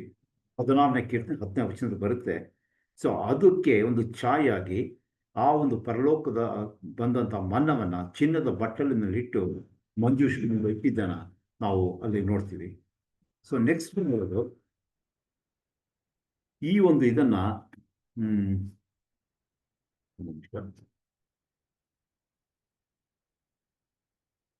ಓಕೆ, ಈ ಮನ್ನವನ್ನು ಮಂಜೂಷ ಮುಂದೆ ಇಟ್ಟರು ಅಂತ ನಾವು ನೋಡ್ತೀವಿ. ಇಲ್ಲಿ ಯೇಸು ತಂದೆ ಆ ದೇವರು ಏನು ಮಾಡೋದು, 40 ವರ್ಷ ಅವ್ರ ಕಾಲನ್ನು ರೀಚ್ ಆಗೋಕ್ಕೆ ಸೇರೋದಕ್ಕೆವರೆಗೂ ಕೂಡ 40 ವರ್ಷಗಳ ಕಾಲ ಈ ಗೋಲ್ಡನ್ ಪಾಟ್ ಇದ್ದಂಥ ಮನ್ನ ಅದು ಕೊಳಿಲಿಲ್ಲ. ಅದೇ ರೀತಿಯಾಗಿ ಯೇಸು ಸ್ವಾಮಿ ಕೂಡ ಏನು ಮಾಡ್ತಾರೆ ಅಂದರೆ, ಇಬ್ರಿಯ ಪತ್ರಿಕೆ 9ನೇ ಅಧ್ಯಾಯ 24ನೇ ವಚನ ಹೇಳ್ಕೊತೀನಿ. Hebrew 9 chapter 24th verse. ಯಾಕೆಂದರೆ ಕ್ರಿಸ್ತನು ನಿಜವಾದ ದೇವಾಲಯಕ್ಕೆ ಅನುರೂಪ ಮಾತ್ರವಾದದಾಗಿಯೂ ಕೈಯಿಂದ ಕಟ್ಟಿದಾಗಿಯೂ ಇರುವ ಆಲಯದಲ್ಲಿ ಪ್ರವೇಶಿಸದೆ ದೇವರ ಸಮ್ಮುಖದಲ್ಲಿ ನಮಗೋಸ್ಕರ ಈಗ ಕಾಣಿಸಿಕೊಳ್ಳೋದಕ್ಕೆ ಪರಲೋಕದಲ್ಲಿಯೇ ಪ್ರವೇಶಿಸಿದನು. So Jesus enters heaven to appear in the presence of God for us. ನಮಗೆ ಯಾವ್ದಪ್ಪ ಇಸ್ರಾಯೇಲು ಆ ದೇವರು ಕೊಟ್ಟಂತ ಒಂದು ಭೌತಿಕವಾದಂಥ ಮನ್ನವನ್ನ ಚಿನ್ನದ ಪಾತ್ರೆಯಲ್ಲಿ ಇಟ್ಟು ಮಂಜು ಪೆಟ್ಟಿ ಮುಂದೆ ಇಟ್ಟರು. ಈಗ ಯೇಸು ಸ್ವಾಮಿ ಏನು ಮಾಡ್ತಾರೆ, ತನ್ನ ದೇಹವನ್ನೇ ಒಂದು ದೇವರಿಂದ ಕಾಣಿಕೆ ಥರ ತಗೊಂಡ್ಬಿಟ್ಟು ಈ ಎಂಟರ್ಸ್ ಹೆವನ್ಸ್, ದೇವರೊಂದು ಸಮ್ಮುಖದಲ್ಲಿ ನಮಗೋಸ್ಕರ ಕಾಣಿಸ್ಕೊಳ್ಳೋದಕ್ಕೆ ಸ್ವಾಮಿ ಹೋಗ್ತಾರೆ. ಆ ಹೋಗ್ಬೇಕಾದ್ರೆ ಅಂದರೆ ಸ್ವಾಮಿ ಭೂಲೋಕದ ಇದ್ದಷ್ಟು ದಿವಸ ಕೂಡ ಆ ಮನ್ನಾ ಅನ್ನತಕ್ಕಂಥ ಯೇಸು ಕ್ರಿಸ್ತನು ಅದನ್ನು ನಾವಾಗಲೇ ನಾವು ನೋಡಿದ್ವಿ, ನಿಷ್ಕಳಂಕನೂ ನಿರ್ದೋಷಿಯು, ಯಾವ ಪಾಪರಹಿತನೂ ದೋಷರಹಿತನೂ ಆದಂಥ ಯೇಸು ಕ್ರಿಸ್ತನ ಇದ್ದರು. ಆದರೆ ಹೌ ಗಾಡ್, ಇದು ಸ್ವಾಮಿ ಒಬ್ಬ ವ್ಯಕ್ತಿಯಾಗಿ ನಾವು ನೋಡಿದ್ವಿ. ದೇವರ ವಾಕ್ಯ ನೋಡಬೇಕಾದ್ರೆ god preserve the scriptures all through the ages. ಸುಮಾರು ಸತ್ಯವೇದ ಕೊಟ್ಟಾಗಲಿಂದ ಈ ಗಳಿಗೆವರೆಗೂ ಕೂಡ ಮುಂದೆನೂ ಕೂಡ ಇದೇ ರೀತಿಯಾಗಿ ದೇವರು ತನ್ನ ವಾಕ್ಯಗಳನ್ನು ಯುಗಾಂತರಗಳಲ್ಲಿ ಕೂಡ ಕಾಪಾಡೋದು ಶಕ್ತನ ಅಂತದ್ದು. He preserve the scriptures all through the ages. ಯೇಸು ಕ್ರಿಸ್ತನು ಕೂಡ ಅದಕ್ಕೆ ನಾವು Hebrew 13:8 ನಾವು ನೋಡಬೇಕಾದ್ರೆ ಯೇಸು ಕ್ರಿಸ್ತನು ನಿನ್ನೆ ಇದ್ದ ಹಾಗೆ ಈ ಹೊತ್ತು ಇದ್ದಾನೆ, ನಿರಂತರವೂ ಹಾಗೆಯೇ ಇರುವನು. There is no change. So that is the significance of manna being stored in the golden cup and placed before the altar. So ಇದಿಷ್ಟು ನಾವು ಇವತ್ತು ನೋಡಿದ್ವಿ. ಕೊನೆಯದಾಗಿ ಒಂದು ವರ್ಷ ಹೋಗ್ಬಿಟ್ಟು ಮುಗಿಸ್ಬೋಣ. ಈಗ ನಾವು ಇಷ್ಟೆಲ್ಲ ಸತ್ಯ ತಿಳ್ಕೊಂಡಿದ್ದೀವಿ. ದೇವರು ನಮಗೆ ಕೊಟ್ಟ ಯೇಸು ಸ್ವಾಮಿನ ಒಂದು ಮನ್ನವಾಗಿ ಕೊಟ್ಟಿದ್ದಾರೆ. ನಾವು ಆತನ ನಮ್ಮ ಸ್ವಂತವಾಗಿ ನಾವು ಅಂಗೀಕರಿಸಿದ್ದೇವೆ. ಆತನ ಅನುದಿನವೂ ಕೂಡ ನಾವು ಆತನ ವಾಕ್ಯಗಳನ್ನು ಓದುವುದರ ಮುಖಾಂತರವಾಗಿ ಆತನನ್ನು ನಮ್ಮ ಆಹಾರವನ್ನಾಗಿ ಕೊಡ್ತಾ ಇದ್ದೀವಿ. ಸ್ವಾಮಿ ಹೇಳಿದ ಹಾಗೆ, ನನ್ನ ಮಾಂಸವನ್ನು ತಿಂದವನು ಎಂದಿಗೂ ಸಾಯುವುದಿಲ್ಲ, ಆ ನಿರಂತರವಾಗಿ ಜೀವಿಸ್ತೇನೆ ಅಂದ್ಬಿಟ್ಟು ಇದೆಲ್ಲ ಸತ್ಯವಾದ ಮಾತುಗಳು. ಆದರೆ ನಾವು ಈಗ ಈ ಸ್ವಾಮಿನ ಸಂಪೂರ್ಣವಾಗಿ ತಿಳ್ಕೊಳ್ಳೋಕೆ ಸಾಧ್ಯ ಇಲ್ಲ. ಸ್ವಲ್ಪ ನಾವು ತಿಳ್ಕೊಂಡಿದ್ದೀವಿ. ಆ ಸ್ವಲ್ಪ ಮಟ್ಟಿಗೆ ತಿಳ್ಕೊಂಡಿದ್ರಲ್ಲಿ ನಾವು ಎಷ್ಟು ನಿಷ್ಠಾವಂತರಾಗಿ ಪ್ರಾಮಾಣಿಕವಾಗಿರ್ತೀವಿ ಅಂದ ಮೇಲೆ ನಮ್ಮ ಒಂದು ಭವಿಷ್ಯತ್ತು ಅವಲಂಬಿತವಾಗಿರುತ್ತೆ. ಒಂದು ವಚನದಲ್ಲಿ ನಾವು ಈ ರೀತಿ ನೋಡಿದ್ವಿ. ಪ್ರಕಟಣೆ 2:17 ಅಧ್ಯಾಯ 17ನೇ ವಚನದಲ್ಲಿ ಇದು ಪರ್ಗಮಂ ಸಭೆಗೆ ಬರೀಬೇಕಾದ್ರೆ ಅಲ್ಲಿ ಯೋಹಾನ ಮುಖಾಂತರವಾಗಿ ದೇವರು ಹೇಳಿಸ್ತಾರೆ, ಯಾವನು ಜಯ ಹೊಂದುತ್ತಾನೋ ಅವನಿಗೆ ಬಚ್ಚಿಟ್ಟಿರುವ ಮನ್ನವೆಂಬ ಆಹಾರವನ್ನು ನಾನು ಕೊಡುವೆನು ಅಂತಂದ್ಬಿಟ್ಟು. ಯಾವನು ಜಯ ಹೊಂದುತ್ತಾನೋ ಅವನಿಗೆ ಬಚ್ಚಿಟ್ಟಿರುವ ಮನ್ನವೆಂಬ ಆಹಾರವನ್ನು ನಾನು ಕೊಡುವೆನು. ಆದರೆ ಹೂ ಎವರ್ ಕಾಂಕರ್ಸ್, ಆಗ ಇನ್ನೂ ಮನ್ನವನ್ನು ನಾನು ಬಚ್ಚಿಟ್ಟಿದ್ದೀನಿ, ಇವಾಗ ಅದು ನಮಗೆ ಮರೆಯಾಗಿದೆ, ಆಮೇಲೆ ಅದು ಸಂಪೂರ್ಣವಾಗಿ ದೇವರು ನಮಗೆ ಕೊಡ್ತಾರೆ. ಇಷ್ಟು ತಿಳ್ಕೊಂಡೇ ನಾವು ದೇವರ ಗುಣಾತಿಶಯಗಳನ್ನು ಇಷ್ಟು ಮಟ್ಟಿಗೆ ನಾವು ನಂಬಿಕೆಯಿಂದ ಸಂತೋಷದಿಂದ ದೇವರನ್ನ ಆರಾಧಿಸ್ತೀವಿ. ದೇವರ ಸಂಪೂರ್ಣ ಜ್ಞಾನ ಕೊಟ್ಟಾಗ, ಆ ಬೆಳಕು ಹೆಚ್ಚೆಚ್ಚು ಪ್ರಕಾಶವಾದಾಗ ನಾವು ದೇವರ ಸನ್ನಿಧಾನದಲ್ಲಿ ಸಂತೋಷವಾಗಿ ಅನುದಿನವೂ ಕೂಡ ನಾವು ಅದರ ಮುಂದೆ ಬಾಳಿ ಬದುಕ್ತೀವಿ. ಸೊ ಈ ಒಂದು ಆಶ್ವಾಸನೆ, ಈ ಒಂದು ಆಶೀರ್ವಾದವನ್ನು ದೇವರು ನಮಗೆ ಮುಂದೆ ದಯಪಾಲಿಸ್ಕೊಡ್ತಾರೆ. ಅದಕ್ಕೆ ನಾವು ಪೌಲ್ ಹೇಳ್ತಾರಲ್ಲ, ಈಗ ಕಂಚಿನ ದರ್ಪಣದಲ್ಲಿ ನೋಡುವ ಹಾಗೆ ನಾವು ಆತನನ್ನು ನೋಡ್ತಾ ಇದ್ದೀವಿ, ಆದರೆ ಒಂದು ಟೈಮ್ ಬರುತ್ತೆ ಆಗ ನಾವು ಆತನ ಮುಖಾಮುಖ ನೋಡಬೇಕು. ಇನ್ನೊಂದು ಕಡೆ ಹೇಳ್ತಾರೆ, ನಾವು ಮುಂದೆ ಯಾವ ರೀತಿ ಆಗ್ತೀವಿ ಅಂತ ನಮ್ಗೆ ಗೊತ್ತಿಲ್ಲ, ಆದರೆ ಆತನು ಹೇಗಿದ್ದಾನೋ ಅದೇ ರೀತಿಯಲ್ಲಿ ನಾವು ಆತನನ್ನು ನೋಡಬೇಕು. ಇದೆಲ್ಲರ ತಾತ್ಪರ್ಯ ಏನಪ್ಪ ಅಂದರೆ, ದೇವರು ತನ್ನನ್ನು ಸಂಪೂರ್ಣವಾಗಿ ನಮಗೆ ಪ್ರಕಟ ಮಾಡಿಕೊಡ್ತಾರೆ. ಆಗ ನಾವು ಇನ್ನೂ ಹೆಚ್ಚಾಗಿ ಆತನನ್ನು ಮನಪೂರ್ವಕವಾಗಿ ಪ್ರೀತಿಸಿ ಆತನ ಒಂದು ಅನ್ಯೋನ್ಯತೆಯಲ್ಲಿ ಜೀವಿಸ್ತೀವಿ. ಈ ರೀತಿ ಆಗೋ ಹಾಗೆ ತಂದೆ ದೇವರು ನಮ್ಮೆಲ್ಲರೂ ಕೂಡ ಆಶೀರ್ವದಿಸಿ ಕಾಪಾಡಿ ನಡೆಸಲಿ. ಈ ದಿವಸ ಬಹಳ ಒಂಥರ ಸುತ್ತಮುತ್ತ ಗಲಾಟೆಗಳು, ಶಬ್ದ ಇದ್ದಿಂದ ಸ್ವಲ್ಪ ಅಡೆತಡೆ ಆಯಿತು. ಆದರೂ ದೇವರ ಸ್ತೋತ್ರ, ದೇವರ ವಾಕ್ಯಗಳನ್ನು ಆಶೀರ್ವದಿಸಲಿ. ಆಮೇಲೆ